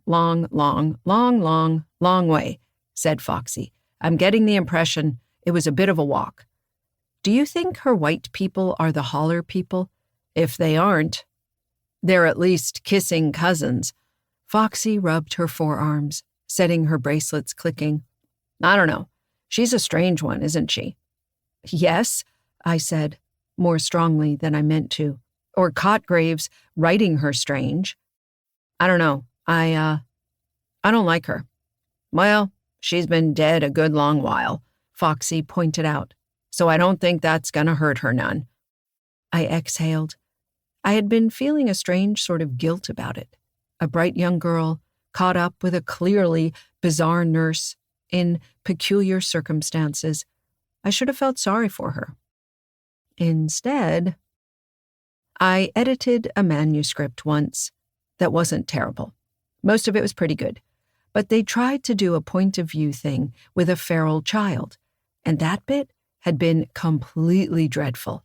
It had read pretty much exactly like a reasonably smart man trying to write like he thought a naive innocent would write, and it had come off like Norman Mailer trying to write virginity, only with more eating bugs in the woods. This wasn't that bad, but it was, as Foxy would say, kissing cousins. I mean, it might have been Cotgrave. Maybe he was transcribing it wrong. But there was something strange about the girl in this book. I couldn't put my finger on any one thing. I didn't trust her or her stupid semicolons. "Maybe Cotgrave's just leaving out the sympathetic parts," I said, struggling to be fair. "Could be," agreed Foxy. "Anyway, I'll tell you in a bit. She's still going the long way around." "I thought the stones sounded like the ones on the hill," I said. Foxy grunted. "Only seen 'em once," she admitted. "Years ago. And I turned right the hell around and left again. Those things weren't right." "There's one in the backyard," I said. She looked over the edge of the paper at me. "Didn't know that." "Should we do something with it?" I asked. Like, bury it or smash it or something? Foxy dropped the paper in her lap and waved her hands. How the hell should I know? I'd say burn the thing, but I don't know if you can burn rocks. You can, if you get them hot enough, I said. I guess we could find a volcano.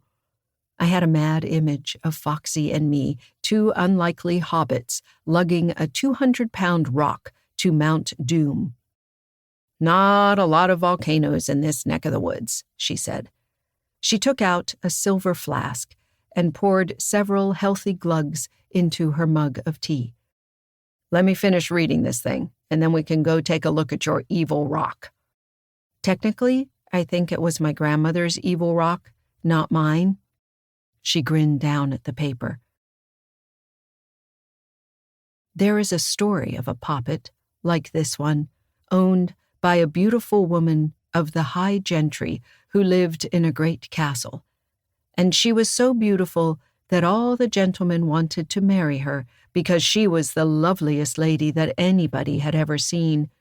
And she was kind to everybody, and everybody thought she was very good. The lady puts her suitors off for a year and a day, but one disguises himself as a girl to hide in the castle and befriend one of the maids. It is a plot worthy of the bard, but the lady is more akin to one of Macbeth's witches. She knew more of the secret things than anyone else, and more than anyone knew before or after, because she would not tell anybody the most secret secrets. She knew how to do all the awful things, how to destroy young men, and how to put a curse on people and other things. There may have been another awful thing here, but I cannot remember it. And the dancing people called her Casap, which meant somebody very wise in the old language. And she was whiter than any of them, and taller, and her eyes shone in the dark like burning rubies. And she could sing songs that none of the others could sing, and when she sang, they all fell down on their faces and worshipped her. And she could do what they called shibsho, which was a very wonderful enchantment. Neither Ambrose nor my later research turned up anything on either the title Casap or shibsho. Shibsho, as described in the text, is a kind of taming of serpents. The serpents leave her a gift called a glame stone, which is presumably derived from the same root as glamour. Her description as being whiter and taller than others with eyes like burning rubies would indicate that she was one of the white people herself.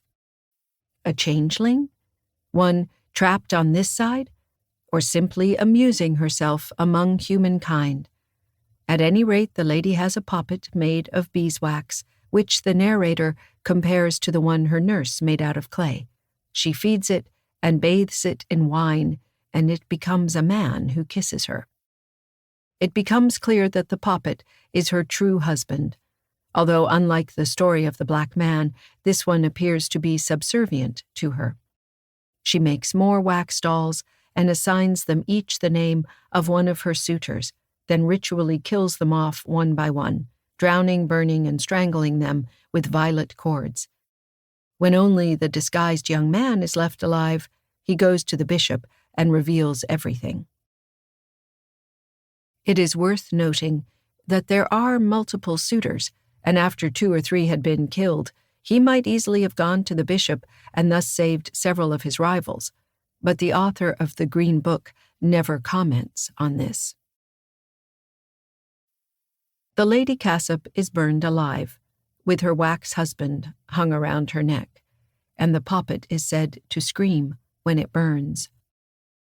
And I thought of this story again and again as I was lying awake in my bed, and I imagined the lady in the marketplace with the yellow flames eating up her beautiful white body, and I thought of it so much that I seemed to get into the story myself, and I fancied I was the lady, and that they were coming to take me to be burnt with fire, with all the people in the town looking at me.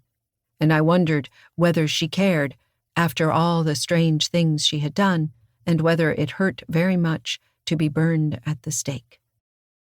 Much of the rest of the Green Book is of no great account. The girl writes rambling comments about whether anything she has learned is really true, about stories in her head which she does not explain, and ruminates on the wonderful secret that she knows, but she never reveals it. She mentions a few things that her nurse has taught her. Nurse said she would show me something funny that would make me laugh, and then she showed me how one could turn a whole house upside down, and the pots and pans would jump about, and the china would be broken. She reveals that her nurse went away some years before, and no one knows where she had gone, and that her father had been angry when she spoke of the stories the nurse had told. She also mentions an old game called Troy Town, where one dances a pattern and then must answer questions truthfully. Or was that earlier? I can't remember. It might have been when she talked about the rituals and the bull roarers. There is no organization to the book, and it has been so long since I read it. Troy towns are, of course, our common labyrinths, though they do not call them that much over here. Americans seem uninterested in labyrinths and mazes. Probably they require too much mental effort. Thanks, Cotgrave. Nobody deserved to marry my grandmother, but apparently some people didn't deserve it less than others. I glanced over at Foxy. She had nearly caught up to me, only a page or two behind. She must have sensed me looking at her and glanced up. They say people used to go up in the hills and do devil things here too in the old days, she said. But it was mostly moonshiners, and I expect they put the stories about to keep people off their stills. And the clan, of course. She made a gesture as if to spit, and then remembered she was indoors. They're dumb enough to mess around with the hollers, I expect, but too dumb to live through it. I snorted. Moonshiners and white supremacists. Lovely. If that was what Cotgrave was seeing up in the hills, I could see how he'd gone sarcastic about Americans. It surprises me, though, I said. I mean, I wandered onto that hill. You'd think more drunk kids would do the same thing. I could picture 2 frat boys wandering around the hill, trying to knock over stones and refusing to admit to each other that things had gone strange. I doubt it happens much, she said. You followed your dog, didn't you? I nodded. I'm only guessing, you understand, but I think there's probably different ways to the hills. Animals know ways through stuff that we don't. That one time I saw the stones, you know? Been out deer hunting, and only clipped him. Well, you don't let a deer bleed out and leave it lying. It ain't right. So I went after, and next thing I knew, I was more'n halfway up that hill and saw the stones. Only time I've ever let a deer fall and not brought it back. But I wasn't chasing anything into that country. She took another slug of tea and bourbon. I never could find my way back on my own, but I ain't saying I tried very hard either. I let out a long sigh. It didn't mean that I'd get Bongo back, but the idea that I might not be driving down the road and suddenly slip into a terrible, different dimension relieved a fear I hadn't realized that I'd been harboring. The idea that you could just be walking and 1 minute you were in the world and the next everything changed and was full of gray stones and white people and effigies. I said as much to Foxy, or tried to. Nah, not so much. Oh, I expect that now and again there's ways people go through on accident, but not often, and they either get out or they go missing. Or get eaten by deer monsters, I said. There's always that, sure. An example of the ramblings in this section that I remember. But I shall always remember those days if I live to be quite old, because all the time I felt so strange, wondering and doubting and feeling quite sure at one time and making up my mind, and then I would feel quite sure that such things couldn't happen really. More such here, cannot remember exact words. But I took great care not to do certain things that might be very dangerous. So I waited and wondered for a long time, and though I was not sure at all, I never dared to try to find out. But one day I became sure that all that Nurse said was quite true, and I was all alone when I found it out. The cause of the narrator's moment of revelation is obscured, Ambrose believed it might be caused by the menarche, traditionally a highly dangerous time in the spiritual life of women. Oh, gag me, I thought. Your first period's not dangerous unless you plan on wearing white pants. Freaks you the hell out, sure, particularly if nobody bothered to explain it. Foxy was a fast reader. She got to that section a few minutes after I did. I could tell by the explosive snort. Just like men, she muttered. Periods scare the crap out of them, so they assume the whole damn world's scared of it too. Thank you, I said, with feeling. Although I suppose this nurse could have told her she'd start bleeding, and she took it as proof of everything else too, Foxy added. I grunted. Then she decides to repeat her journey to the gray stones, to see the secret again. She makes a poppet of her own, a much finer image than the one her nurse had made. And when it was finished, I did everything that I could imagine, and much more than she did, because it was the likeness of something far better. She makes no further mention of the poppet or what it is used for. And a few days later, when I had done my lessons early, I went for the second time by the way of the little brook that had led me into a strange country a long, long way. At one point she turns and sees the countryside behind her resolve into two figures and remembers a story in which the two figures are called Adam and Eve. She blindfolds herself with a red silk handkerchief. Then I began to go on, step by step, very slowly. My heart beat faster and faster, and something rose in my throat that choked me and made me want to cry. Something else here, not sure. Boughs caught in my hair as I went, and great thorns tore me, but I went on to the end of the path. Then I stopped and held out my arms and bowed, and I went around the first time, feeling with my hands, and there was nothing. I went round the second time, feeling with my hands, and there was nothing. Then I went round the third time, feeling with my hands, and the story was all true, and I wished that the years were gone by, and that I had not so long a time to wait before I was happy forever and ever.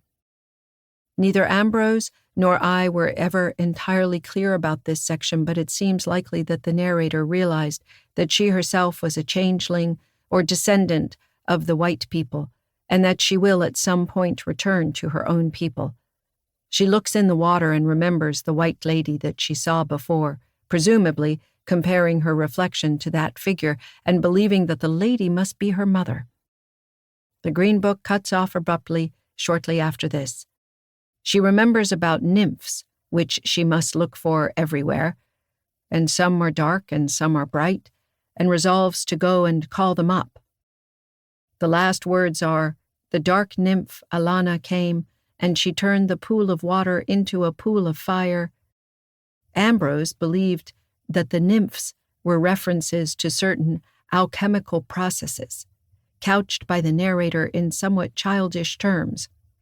This, then, would indicate that the narrator has learned to control some of those processes, perhaps in the form of prayers to nymphs. In a more mature mind, Ambrose speculated, we might see them as a recitation of the formulas required for a certain result, perhaps somewhat like a mathematical equation.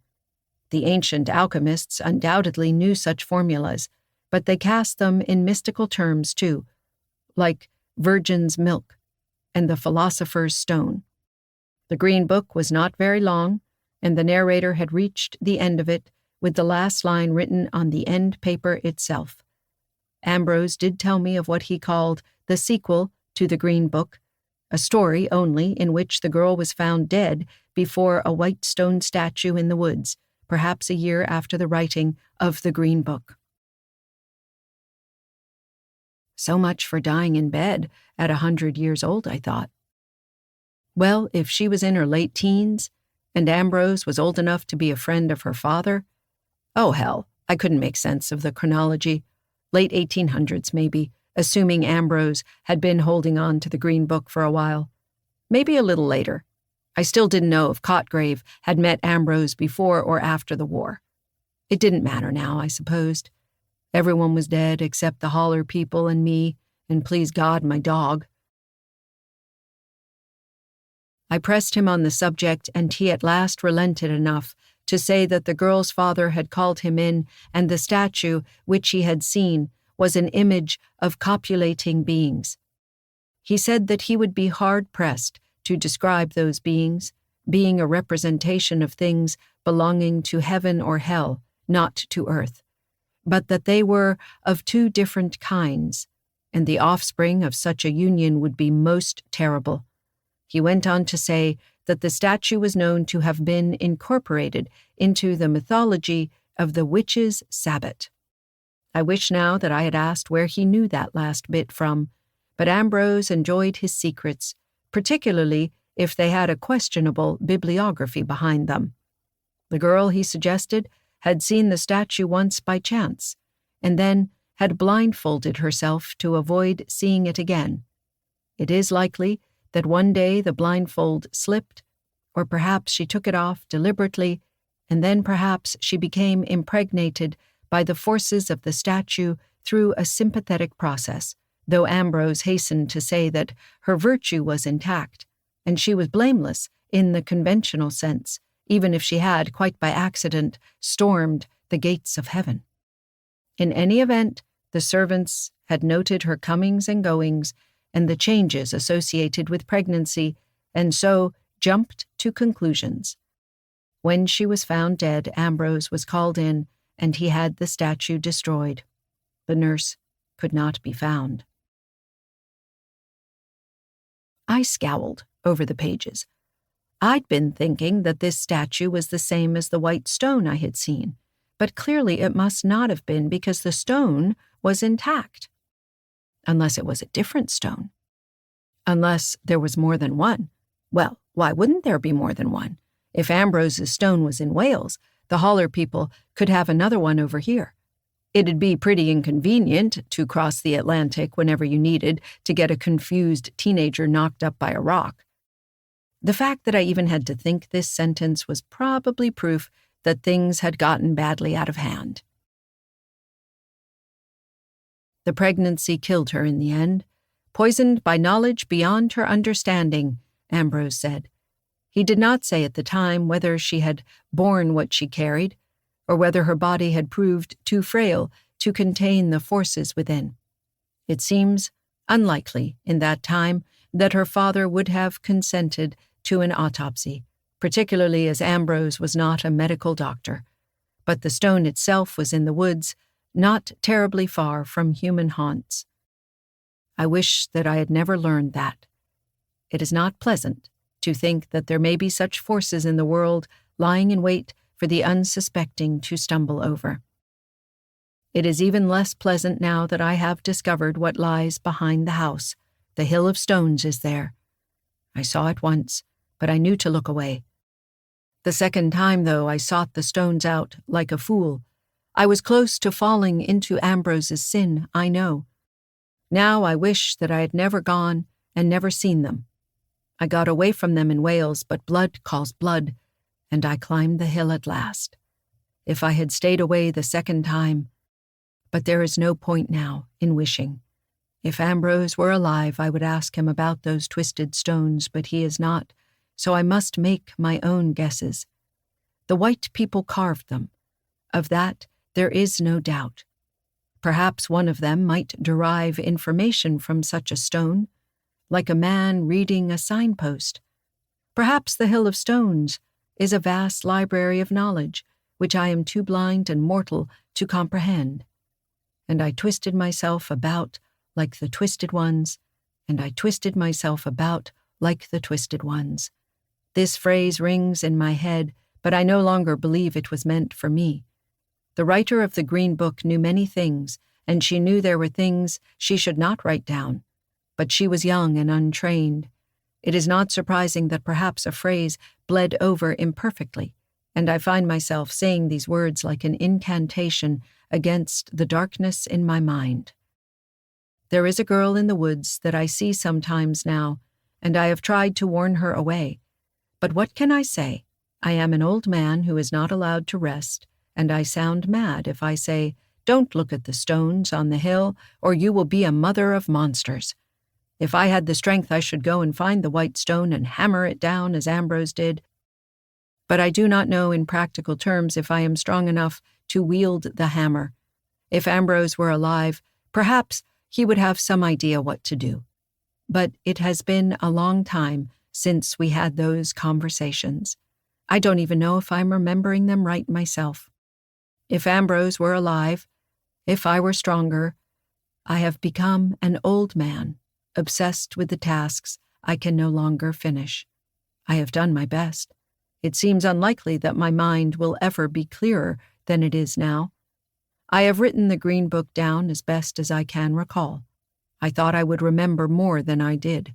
I certify that all that I have written is accurate, to the best of my recollection, and if parts are blurred or forgotten, it is a failure of memory and not of will.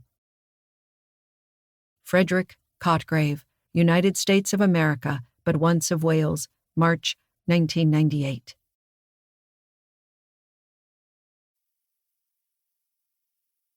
Chapter 13. I stared at the signature for a while. The parts about impregnation were getting dangerously Rosemary's Baby-esque to me. Was I supposed to believe that the Green Book narrator had been pregnant with a monster from looking at a statue of monsters doing it? It seemed far more likely that in the year after the book was written, she'd discovered boys. After all, the whole world is full of boys and really short on statues that knock you up. On the other hand, "She's screwing the clay doll, right?" Foxy broke in. "I did everything that I could imagine and much more besides. And the bit about the nurse's face getting red? That's the takeaway here, right?" Oh God, I didn't want to say it. And maybe it's the language difference, but that's the impression I got too, I said glumly, setting the last page aside. I mean, I think she was 17 at the time, so it was, legal, I guess. Also the bit where it's made out of, clay? I grinned. Yeah, I don't know. I mean, do you think she got that from the nurse? Is this a story about abuse? Should we call someone? Bit late for that, I'd say, since everybody's dead. Foxy turned the page. If she was actually running around with human boys and trying to cover it up by blaming a statue in the woods, not, arguably, the most normal thing to blame it on, then why would she have written it in a book she never intended anyone to read? The Green Book was a diary of sorts, wasn't it? Would she have invented some elaborate code about clay dolls to stand in for boys so that no one would know? It seemed bizarrely far-fetched. Yes, that's certainly much more far-fetched than a teenager getting pregnant by looking twice at a rock.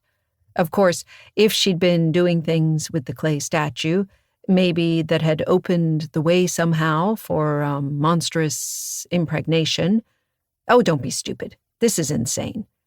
There's horrible magic things in the woods. Okay, there's a weird-ass hill that's sometimes there and sometimes not there.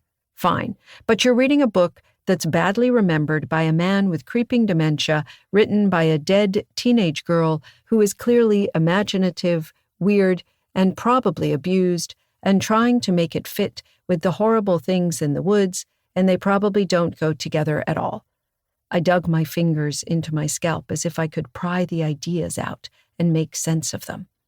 The only thing that kept me from pitching the book aside as a waste of time was the description of the stones. I knew those stones. There was one behind the house, for Christ's sake. Cotgrave hadn't mentioned it specifically. I wondered if the deer stone had turned up later, if it was a signpost, as he said. Maybe to warn other Holler people that my grandmother lived there. Huh. And the white monolith? The monolith with the carvings I couldn't make out? The one I had wanted to press myself against until it grew warm? I couldn't even blame that one on the power of suggestion because I'd seen it and had the dream before I read the transcript of the Green Book. Oh, Jesus. The monolith. Did this mean I was about to get horrible monster babies? Joke's on you, Holler people. I got an IUD in there.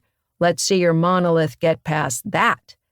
I wondered briefly about the girl in the woods he'd tried to warn.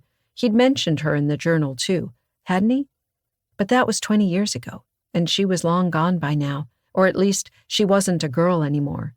She'd have to be my age, or older. Was that too old to get impregnated by evil monoliths? Why was I even having to think things like this? My face felt hot. Maybe I had a fever, or there was black mold in the walls. I was hallucinating all of this. Maybe Bongo was still here and I was curled up on the floor, giggling, while he waited for dinner. In the next room, Elaine Rogers reminded me why we valued public radio. It was a valuable resource in our lives. She seemed to lose the thread for a second and said valuable 3 or 4 times before her co-host cut in. And that clinched it, really. If I was hallucinating all of this, I could have probably cooked up the effigy and maybe Foxy, and definitely Kilroy, but I don't think I could have come up with the world's most exhausted public radio manager. Black mold could only go so far.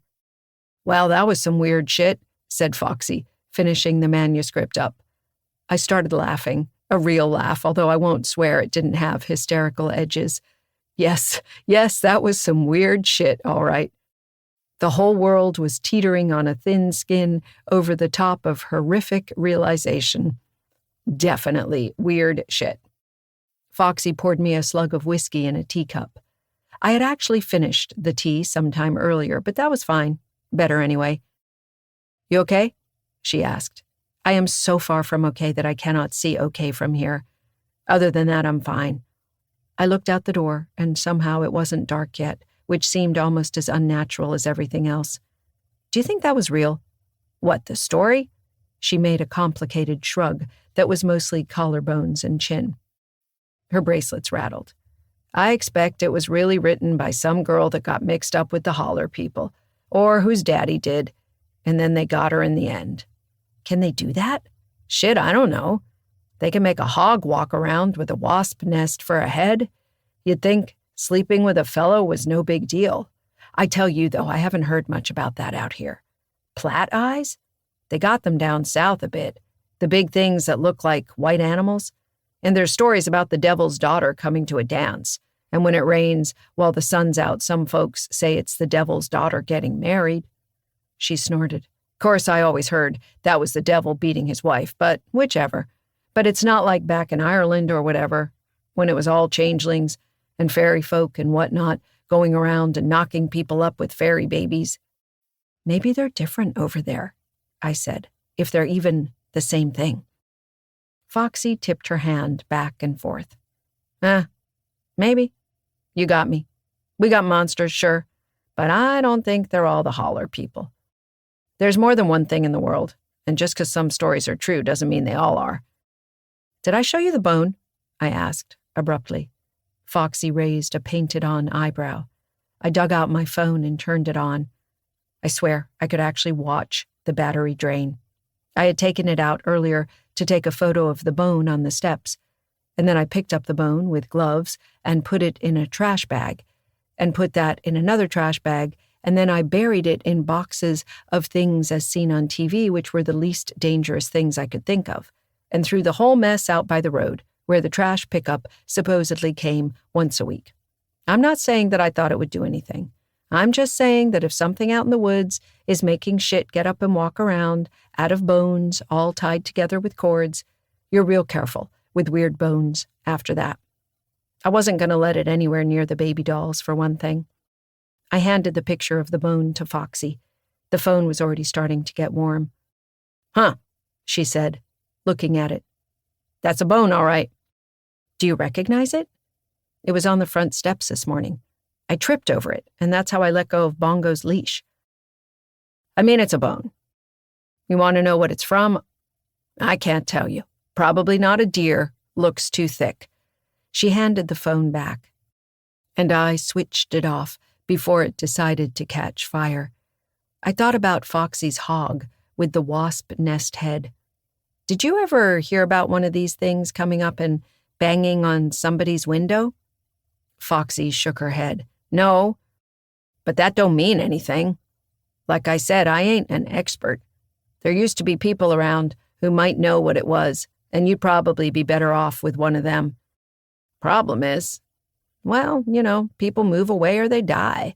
Their kids go off to get a job and the farms get chopped up and sold. And half the old-timers are just old men bullshitting and trying to act like they know things. She shook her head. Believe me, if I had somebody I could call and say, hey, bad shit going down, I'd have done it as soon as you told me about the deer. But I guess I'm what we got. I had been afraid of that. On some level, I'd hoped that Foxy had people she could call, reinforcements who'd come charging in like the Ghostbusters and handle this whole mess for me. I could have stepped back and said, so sorry, above my pay grade, and it would be somebody else's problem. Until I get Bongo back, it's still my problem. Shit. We went into the kitchen and ate more sandwiches because it seemed like a good idea. I was maybe a little woozy from the bourbon, and there is something very non-threatening about a tuna salad sandwich. If I'd had the chance, I suspect I would have eaten a couple dozen of them, just because they were real, and they made me feel like I was real too. Foxy eyed the staircase. Yikes, you been up there yet? Haven't had a chance to get the stairs clear, I admitted. Doesn't look too bad. Two-man job, maybe. Or two-woman in this case. She pushed the sleeves of her denim jacket up, revealing tanned forearms. You want to move stuff right now? I ain't got anything else to do right now, said Foxy. Why, you got a hot date? Well, no. Honestly, I wasn't going to argue with an offer of help. I needed to do something while the things in Cotgrave's manuscript settled into my head, and clearing the way to the second floor would be more useful than playing endless games of solitaire. I got out my gloves and passed her a pair. It wasn't bad. It was easier with two people. I'd lift a box and carry it to my staging area in the living room, and by the time I got back, Foxy would have shoved most of the contents of a step into a trash bag. It took only an hour to break a gap in the wall, and then I pushed my head and shoulders through the resulting hole and saw the upstairs for the first time. There were 3 doors on the left-hand side of the hall, presumably leading to the bedrooms that made up most of the upstairs. A line of windows on the right-hand side of the hall let in the faded, denim-colored light of late afternoon. It was empty. Not completely empty, of course. There was an old clothes hamper in the hallway, with the lid open and an ancient towel dangling from it. There were a few boxes, with the by now familiar cargo of old wire coat hangers sticking out haphazardly. But compared to the downstairs, the hall looked as empty as a minimalist photo. My knees got shaky for a minute, and I had to grab the banister. You okay? Asked Foxy from below. The air bad up there? No, I said. No, I'm fine. It's not bad. I expected it to be terrible, and it isn't. I felt as if I'd been braced for a blow that hadn't come. Well, that's good. She poked her head up alongside me. Oh, huh. Cleaner than my place. Looks like she kept putting stuff on the stairs to take up here until she couldn't get up the stairs anymore. Well, that's a relief, ain't it? Let's see if the bedrooms are bad. The first one wasn't bad. It wasn't great, mind you, but it wasn't anything like the doll room or my grandmother's bedroom. There was a sort of semicircle of junk around the door, as if she would open the door, plop something down, and then leave. When the semicircle filled up, she'd set things out as far as she could reach, but she hadn't systematically packed things up the way she had downstairs. The bathroom was in a pretty bad state. The cupboard under the sink was overflowing with boxes of soap and bulk bags of ancient toothpaste, and the tub was full of clothes in garment bags hanging on the shower rod. The last door was at the end of the hall. I opened it and let out a groan. She'd started here, apparently. The far wall was stacked with boxes like ramparts. The wire coat hangers were snaggled together like metal macrame. There was, I kid you not, a freaking stuffed moose head in the corner. A sea of knee-high bags and boxes obscured the floor, and while I'm nearly sure there was a window on the other side of the room, you couldn't see it from here. Give you $5 for the moose head, said Foxy. If you can get to it, it's yours.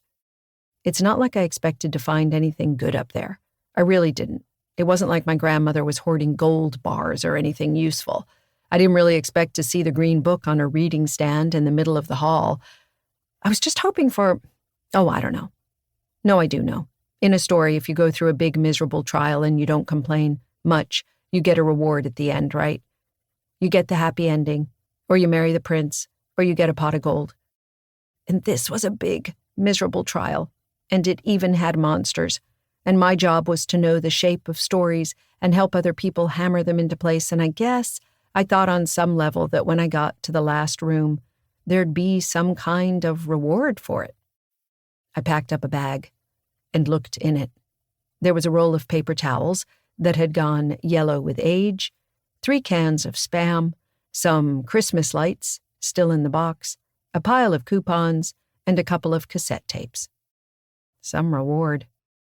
"Well, come on," said Foxy. "We can get a couple more loads out before we lose the light, I bet." I leaned against the door frame wearily. What's the point? God, why even bother? I couldn't believe how depressed I was over this. Then again, I couldn't believe I was still cleaning the place out. I can't sell this place. As soon as I said it, a weight seemed to descend on the top of my head. My chest was already squeezed tight over bongo, but this was like having a cinder block lowered onto my skull. Because I couldn't sell it, could I? How awful would I have to be to just hand the keys over to someone to live next to a hill full of nightmare stones, with the effigy roaming around in the dark? This wasn't like claiming that the dishwasher ran great, or that those stains had been there for years. You couldn't even warn people about it. I told myself I wasn't upset about the money, but damn it, I could have really used the money too. I felt like I would have been fighting back tears, but I couldn't even get up the energy. "Here now, hon, let's not do that." Foxy put an arm around my shoulders and led me back downstairs. She made a cup of tea, real tea, not bourbon, and shoved it into my hands, and eventually I calmed down or came up for air or something. A couple tears leaked out, and she didn't say anything about it, and neither did I. "Come on," she said again. "Sell it or not, it's got to be shifted. Even if you decide to burn the place down, I want that moose head first." And I nodded, and I stood up, and I carried out that stupid bag with the can of Spam and the cassette tapes, and then another bag and another one, and eventually we got the moose head downstairs just before it got dark.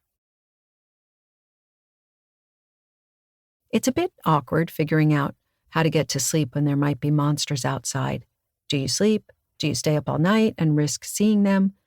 Do you turn the lights on to scare it away? Or turn the lights off so that it thinks no one's home? I would have liked to stay up, frankly, but I was exhausted. At the same time, I was jittery with nerves, and my stomach was rebelling after the pots of coffee I had poured into it. I had to go to the bathroom about once every half hour. "You're nodding off right here at the table," said Foxy accusingly. "I am not," I said, sitting up. "Then what were we talking about?" About, I tried to remember. "A boyfriend you had, wasn't it?" "That was an hour ago. Go to bed." "I'm too scared to sleep," I said. "Like hell you are. Heck, I'm a little afraid you'll fall asleep on the pot like this, but I suppose you'll just fall on the mattress." I yielded to the inevitable and went to bed. I think I fell asleep instantly, but I'm not sure for how long. I hadn't thought to plug in a clock in the bathroom, and anyway, the outlets weren't looking all that trustworthy. Without a working phone, I couldn't tell if it was nearer to midnight or dawn. I was not deeply asleep, but not quite awake, drifting aimlessly from thought to thought, when an arm came through the crack in the door. I would have screamed, but it was accompanied by Foxy's voice hissing, "You awake?" "No," I whispered. "Well, you better wake up damn quick, because there's something in the road out front." I woke up, damn quick. "Stay low," Foxy ordered. "Follow me." I crawled after her on my hands and knees. She was wearing a bathrobe with either flowers or a giant squid on the butt. I couldn't not look at the windows. I didn't want to look at them, but I did anyway, in case there was something there. There wasn't. We got into the kitchen and stood up. "Sorry," said Foxy. "It was in the road, but I was afraid it had come in closer. Up the stairs, quick. You can see it out the window." She led the way up, the stairs creaking under her bony feet. "Went upstairs to use the pot," she said. "You could have used the downstairs one," I said, somewhat inanely under the circumstances. "Didn't want to step on your head. Also, we ain't so good of friends yet that I'm going to pee in front of you. Anyway, I got to look at it out the little window there. You can see it better out the one in the bedroom, though." I didn't much want to see it, but what was I going to do? I followed her into the bedroom, the mostly empty one, which was emptier now that we'd cleared it out, and over to the window. We stood on either side of the frame, peeking around the edges. Moonlight blazed over the empty road. There was nothing there. "Shit," said Foxy, disgusted. "It must have moved." "What was it?" I said, although I had a pretty good idea already. "Dunno. Weird thing. On all fours, and then it stood up a few times. Not a person. It was right on the edge of the driveway, like it didn't want to cross the road." Someone else had seen it too. It probably wasn't black mold. I wasn't crazy, or if I was, it was catching. Oddly, this was not as comforting as one might wish. We waited for 5 or 10 minutes. Foxy adjusted her bathrobe like she was buckling on armor. In the reflected light, I could see that the robe did in fact have giant flowers on it, not squid. This was vaguely disappointing. I wiped my palms on my jeans. I'd taken off my bra, but slept in my clothes otherwise. It just seemed easier. "I guess it's gone," Foxy began. And then deer burst from the woods. 3 of them, as always. The first 2, running, with their tails flagged high, and then after them came the hunched-over one, the damaged one. And oh shit, how stupid am I? It was mostly a deer. I hadn't exactly been wrong, but now that I was really looking, not just yawning at blurry deer charging through the yard, it came into focus. The dark eye sockets, the front legs that didn't quite touch the ground. It wasn't really on 4 legs. It was running bowed over, with its arms dangling, chasing after the deer. Was it chasing them? Were they a herd of deer? Or was the effigy herding the deer, running them through the yard night after night for its own obscure purposes? If it caught one, would it make another effigy like itself? It was not as fast as a running deer, but not slow. It finished crossing the yard and vanished into the trees. The moonlight beat down on my truck and the road and the carport. It hadn't touched my truck. That seemed very important. If it had touched my truck, then how could I ever drive it again? "That was the thing in the window," I whispered. I sounded very calm to myself. Foxy nodded. "One of them things," she said. "Like the hog and the raccoon. They make 'em for some reason, but damned if I know what it is." "Do you think it's dangerous?" I asked, which was also stupid because, Jesus Christ, of course it was dangerous. You just had to look at it to know that. "I think it'd try," said Foxy. "I don't know how much it could do. Maybe no more than a dog would. But dogs kill people sometimes." She rubbed the back of her neck. "Fire stops 'em," she offered. "But enough fire stops damn near everything, so I don't know as that's much help." I swallowed. "Do you think if we burn that one, it'll be over?" Foxy looked up at me. The shadows hid her eyes, but I didn't really need to see them. "It's possible, hon," she said very gently, "but I gotta tell you, I don't think it's likely. Not with the stones up there on the hill and one in the yard and everything. I think there's something going on here." I nodded. I wasn't surprised. Foxy reached out, underneath the level of the windowsill, and squeezed my hand. We came down the stairs slowly, moving like we'd just come out of a bar and weren't quite sure if we were sober enough to get home. I wasn't tired. I couldn't have had more than a couple hours sleep, but I was wide awake again. "Tea?" I said. "Yeah, can't hurt to—" Something banged against the screen door. I nearly leapt out of my skin. Foxy slapped a hand over her heart and muttered, "Christ!" "What is it?" I whispered, as if Foxy would have any more idea than I would, as if we didn't both know what it was. The screen clattered as whatever was out there hit it again. We stared toward the door. It was locked and bolted. I knew it was. But there was a window right next to it looking into the living room, and what if the thing moved 6 feet to the left? It could come right in through the glass. I took a deep breath and stepped forward. "Don't open it," hissed Foxy. "I'm not going to, but what if it's Bongo? I don't care if it's Elvis and the Blessed Virgin. Don't go opening that door." "I won't."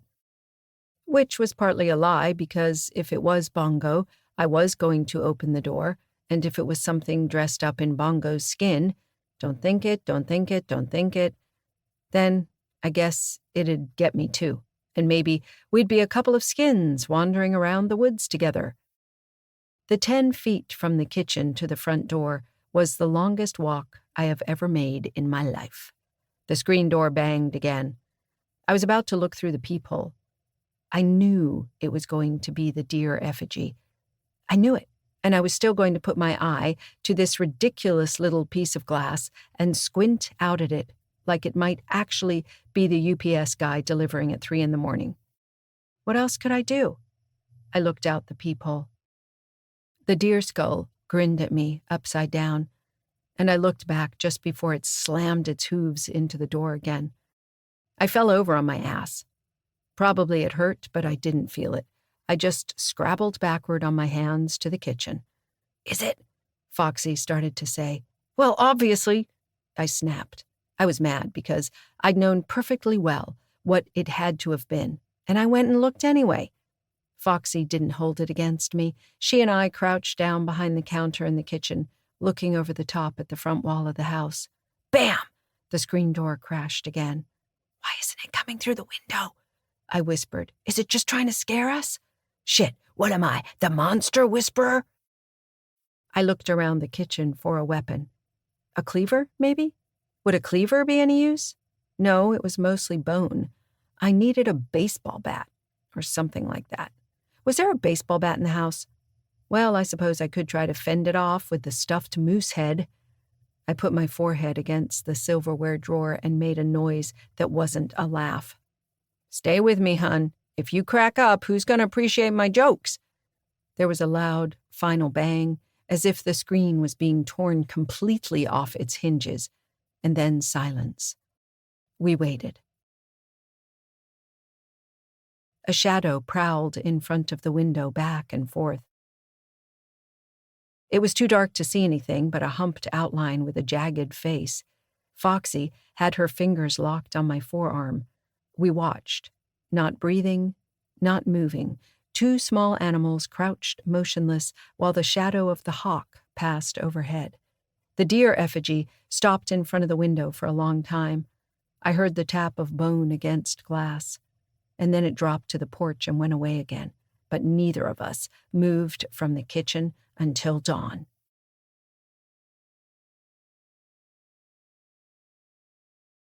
Chapter 14. I slept most of the day at Foxy's house. She made some kind of stroganoff thing. I ate it dutifully. "Should we stay here tonight?" I asked, miserably. Not willing to leave completely, but it wouldn't do Bongo any good if I stayed in my grandmother's house and was eaten by walking deer bones. Thomas and Skip looked at Foxy. Foxy scowled. "Hate to say it," she said slowly, "but this place has 3 times the windows and twice the doors of yours, and—" She stopped. She looked embarrassed, which was not an expression that one usually saw on Foxy's face. "You don't want them coming to your house," I finished for her. "Shit, hun, you say it like that and I sound like a real asshole." "No," I shook my head. I wouldn't either. You came and stayed with me. That was more than enough. I'm staying with you again tonight, she informed me, in case that thing comes back with reinforcements. But not just her, said Thomas. What? Skip and I'll come too, he said. But wait, you believe me?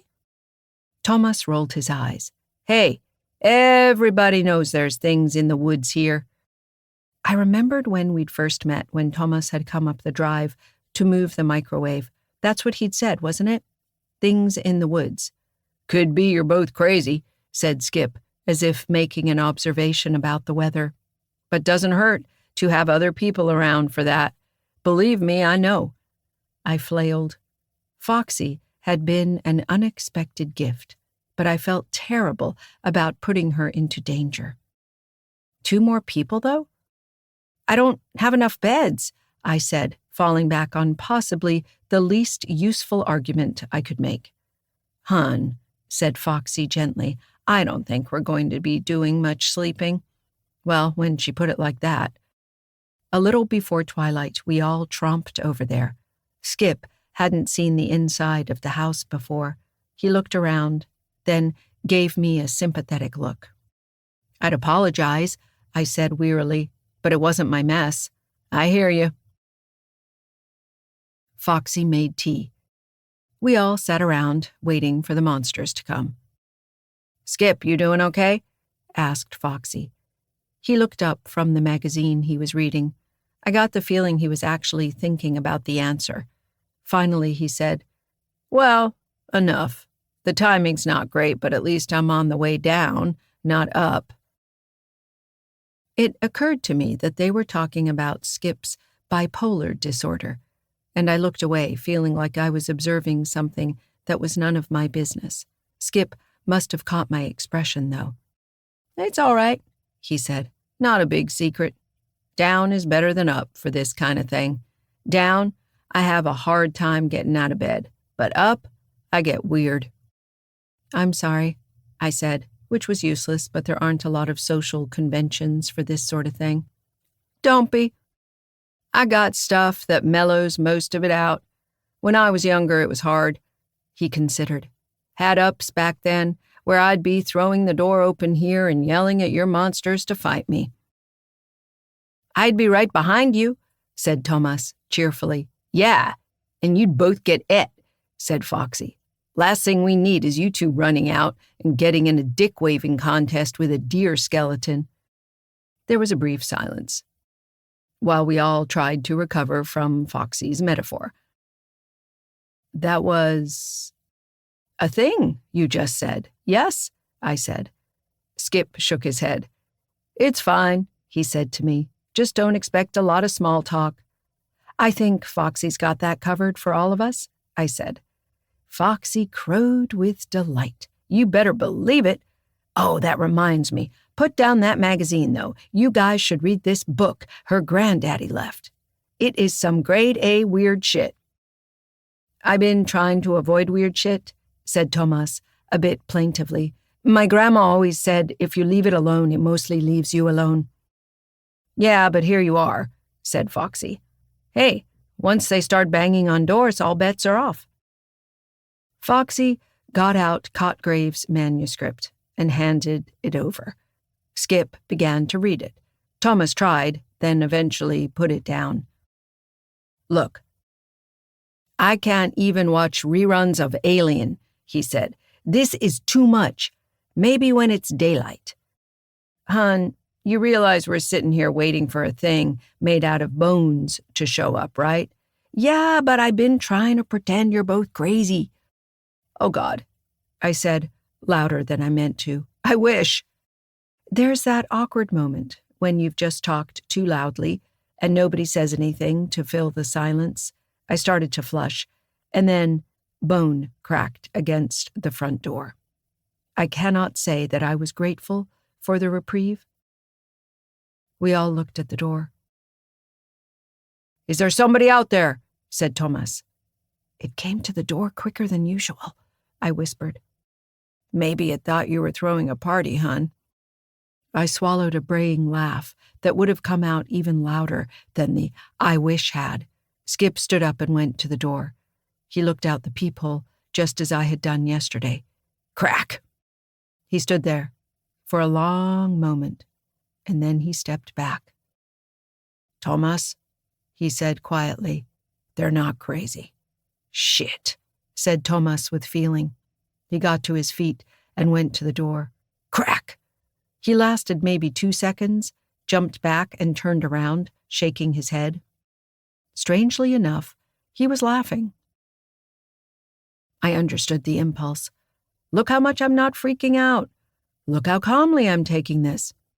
"Shit," he said again, and then he let out a long string of what I think was profanity in Spanish, although it might have been prayer. It ended with "shit, shit, shit." "I know, right?" said Foxy. The living room filled with the absolute silence of 4 people who have absolutely no idea what to say next. Crack! Thomas took out his phone and shoved the camera up to the peephole, muttering to himself. "You're never going to get a good shot like that," said Foxy. "I sure as hell ain't opening that door. I've seen horror movies." "You just said you can't watch scary movies. How do you think I found out I couldn't?" We had moved on very rapidly from the potential dick-waving contest with the deer skeleton. I was glad of this. Skip looked at the big window, nodded once to himself, and said, "We gotta block the windows." Thomas stopped trying to film the effigy and grabbed one end of the couch. Skip took the other. They turned it so the back was against the glass. Foxy and I hurried to turn the regular chairs to hold it more or less in place. "It didn't try to get in the windows before," I said, almost to myself. "Let 'em do whatever makes 'em feel better, hon. I don't think that sofa's worth much anyway." Skip and Thomas stepped back and looked at their handiwork. The hammering against the door had stopped. We heard the sound of footsteps on the porch, walking sideways, and then it began to tap against the glass. "Do you think it knows we're in here?" asked Thomas. "I think the sofa suddenly appearing in the window might have given it a clue, hon." Tap, tap, tap. "Nobody should go out there," said Skip, quite unnecessarily. "Is there another window?" "Cotgrave's room," I said, pointing. He and Thomas vanished down the hall. I tried to remember if the doll room had any windows, but no, that one was walled up with boxes and doll containers. Tap, tap. Foxy and I moved away from the door and into the kitchen. "So," said Foxy, "how about this weather we're having?" "Foxy, don't mind me, hon. I get sarcastic when I'm scared to the tits." A thudding noise made me nearly jump out of my skin, but it was only Thomas and Skip upending the bed frame to wedge in front of the window. They reemerged. "Anything else?" "All covered by boxes," I said, "except the kitchen window here, and it's too high up, I think." Skip looked at the window and nodded. Tap, tap. "Now what?" said Thomas. "I don't know," I said.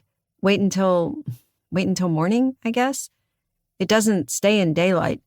I don't know if it has to hang up in a tree or if it just leaves or what." The words coming out of my mouth sounded absolutely bizarre, and the fact that Thomas and Skip were both looking at me and nodding as if I was making sense was the worst bit about it. We stood in the kitchen, the way people do during a party. Thomas sat down on the steps going up to the second floor. After a while, I realized the tapping had stopped. I didn't want to go look and see where it had gone. "Right," said Foxy finally. "We got tea, and I got a deck of cards. What do you want to do next?" "You're suggesting we play cards?" said Skip. "With a monster out there? You got any better ideas?" Skip rubbed his forehead and said nothing. "We should make plans," said Thomas. "Figure out what to do tomorrow after that thing's gone. Assuming it's gone." "It's always gone away in the middle of the night before, I think. But it's not like I went looking," I admitted. I had a strong feeling that it shouldn't be allowed to be out during the day. But that was more like believing that monsters couldn't get me if I was under the covers.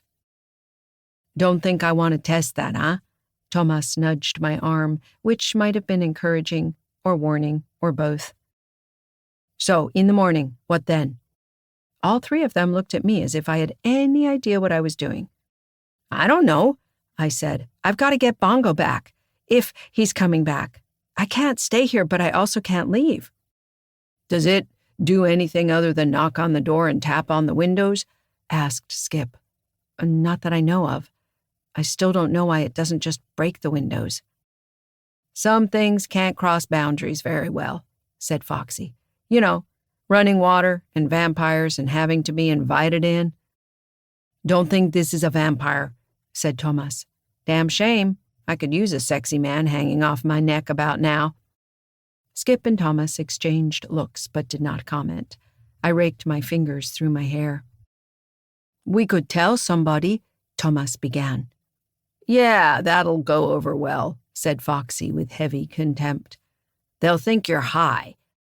And what's adding more people gonna do? You gonna make a cop spend the night here with us? Thomas grimaced at the word cop.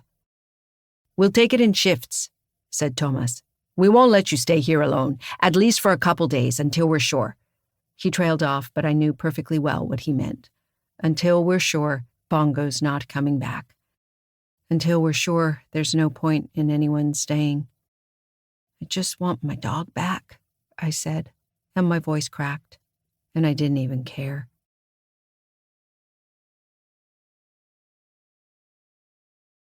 Chapter 15. Bongo came back the next day. I had been braced for the worst. You do that when pets run off. You hope and hope and hope, but a little nagging voice whispers to you about cars and highways and dog-fighting rings, and then one day you wake up and a few weeks have passed, and you know that little voice was right. You're no longer a person with a dog who's missing. You're a person who had a dog once. You cry and stomp around, and then you grieve and move on. It's easier with hounds in some ways. They'll run for miles on a scent. You can at least tell yourself that they ended up 6 states over, and some nice family adopted them and gives them treats and belly rubs. All this assumes that you do not live somewhere with monsters lurking in the woods pretending to be deer. I don't know if you can grieve and move on after that. I was dreading finding out. When there was a scrape at the front door, I about leapt out of my skin. It was broad daylight, but what if the thing had gotten bolder? Foxy's wasp nest-headed hog had gone about during the day. I didn't have any proof that the deer effigy went around only at night, except that I'd only seen it at night so far. Does it hang itself up on a tree to sleep like a bat? Did I surprise it taking a nap? I heard that woodpecker noise during the day before, didn't I? The scraping came again. I picked up the tea kettle because it was metal and heavy, and God help me, I should have bought a machete. I should have bought one days ago. What was wrong with me that I didn't have anything better? I looked out the peephole of the front door and saw nothing. The scraping sound was at knee level against the door frame. And it was a scrape, not a bang. It sounded like Bongo did when he wanted to be let out. I took a deep breath, thought, it's either Bongo or I'm about to have the worst moment of my life, and opened the door. Bongo looked up at me, tongue lolling, and pawed at the screen frame again. He wanted in. Why was I, designated opener of doors, not seeing to it at once? I let out a sob, flung the tea kettle aside, and threw the screen door open. What followed was a lot of sobbing on my part, and a lot of puzzled but enthusiastic licking on his part. I buried my face in his fur and drank in the strong, oily scent of damp hound, which is not normally a smell that one is glad to encounter. Bongo endured this for several minutes, then finally rolled to his feet and went into the kitchen to paw at his food dish. The prodigal son has priorities, I guess, I said. I made sure the door was shut again and went to pour out some dog food. He tore into it like he was starving. But that didn't really mean anything. because he believed that he was starving unless he was actually in the act of chewing. He didn't look hurt. There were some dead leaves in his fur and a couple of burrs. The nice thing about coonhounds is that they're such a short-furred breed that you can see any injury instantly, and I wasn't seeing any. There was a stick shoved through the buckle on his collar. It took me a moment to figure out what it was, because there was a piece of paper wrapped tightly around it. Working the stick loose was difficult, partly because Bongo was eager to lick my face and partly because it had been jammed through one of the holes in the collar where the tongue of the buckle fits. I had to pin my dog in a headlock and put my chin on top of his skull while I pried it loose. He enjoyed this enormously.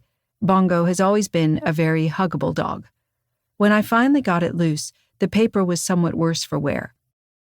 It was about the size of a fortune cookie fortune, and the edges were badly scuffed. It didn't need to be large, though. There were only 2 things on it.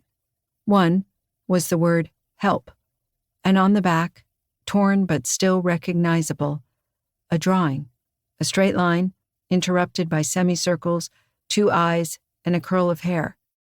Kilroy was here. I stared at the scrap of paper for quite a long time. Understanding came very slowly, not a splash of cold water, but a slow chill. Help. Kilroy.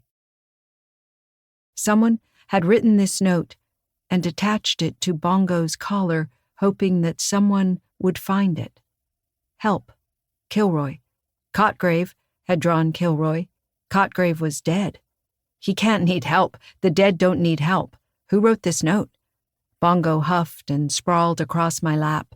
I dug my fingers into his ruff. Deep breaths, I thought. He taught me to draw Kilroy. He could easily have taught someone else. There could be someone in the woods back here who learned it from him. Or learned it from someone else, for that matter. It's not like Kilroy wasn't all over Europe. You couldn't kick a rock in World War II that didn't have Kilroy scribbled on it. While this was true, I couldn't quite believe it. Of all the things to attach to a note that was attached to my dog, Kilroy seemed too specific.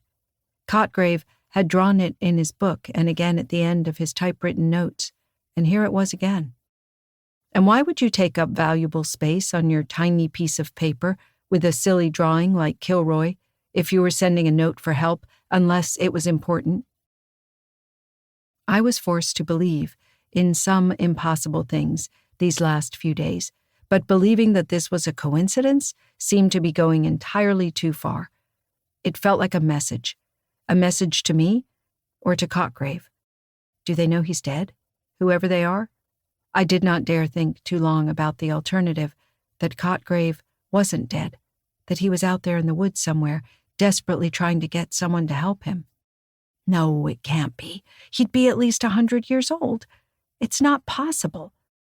It was not possible that deer bones walked with stones knocking together in their ribs. It was not possible that you could go through a tunnel of trees and come out in hills that were found on no map. He's dead. They buried him. And still the nagging voice in my head said, "But did you see the body?" No, it wasn't possible. This assumed that my grandmother would have been involved somehow in faking a funeral, and that wasn't in her nature. She'd have been thrilled if he'd vanished. She'd have decided that he ran away to spite her, probably with another woman. She'd have milked that so hard that she'd have lived another 30 years on pure hate. It couldn't be Cotgrave, but someone out there was sending a message. Someone Cotgrave had known. Unless. They can't know that Cotgrave taught me to draw Kilroy. Surely they can't. I closed my hand over Foxy's talisman. If the Holler people were able to, what? Read my mind well enough to pluck the memory of Kilroy out? Then there was probably no hope at all. They could tell what I had for breakfast. They could tell which direction I was going to drive when I leapt in my truck and drove away screaming. For some odd reason, I did not seem to be leaping into my truck and driving away screaming. Help. I had Bongo back. There was no reason at all that I couldn't bundle him up hit the gas, and tell Dad to bulldoze this place to the ground. I could put all this behind me. I could sleep in my own bed, leaving the lights burning all night. And eventually I'd probably stop screaming when I heard woodpeckers. I could get back to my life. I could blame it all on black mold. Help. Kilroy was here. Someone had asked for help. It didn't matter that they might not have been asking me specifically, that it might have been the equivalent of a note in a bottle, where the bottle was a large, good-natured doofus of a dog. They'd asked. "This could all be a trick," I whispered into Bongo's fur. "They could be trying to get me to go out in the woods." Bongo's tongue lolled. He had been in the woods and apparently taken no damage from it at all. Underneath all the fear, there was still a vast well of relief that my dog was alive. Well, if Bongo could survive the things in the woods, surely anyone with 2 brain cells to rub together could do so as well. "I hope so," I said. And I put my face down into his fur and cried for a little bit, just in case I was going to die. There were 3 things I had to do before I went looking for whoever had written that note. The first was to tell Foxy. I went across the road with Bongo on his leash. She opened the door, looking tired, and then saw him at my heels. "He made it," she said, and looked 10 years younger. She went down to her knees and hugged him. Bongo flattened his ears and wagged his tail. He was getting a lot of attention this morning, and he was fine with that. "He came back just a few hours ago," I said. "He was hungry, but not starved." She nodded, rubbing his ears, and looked up at me.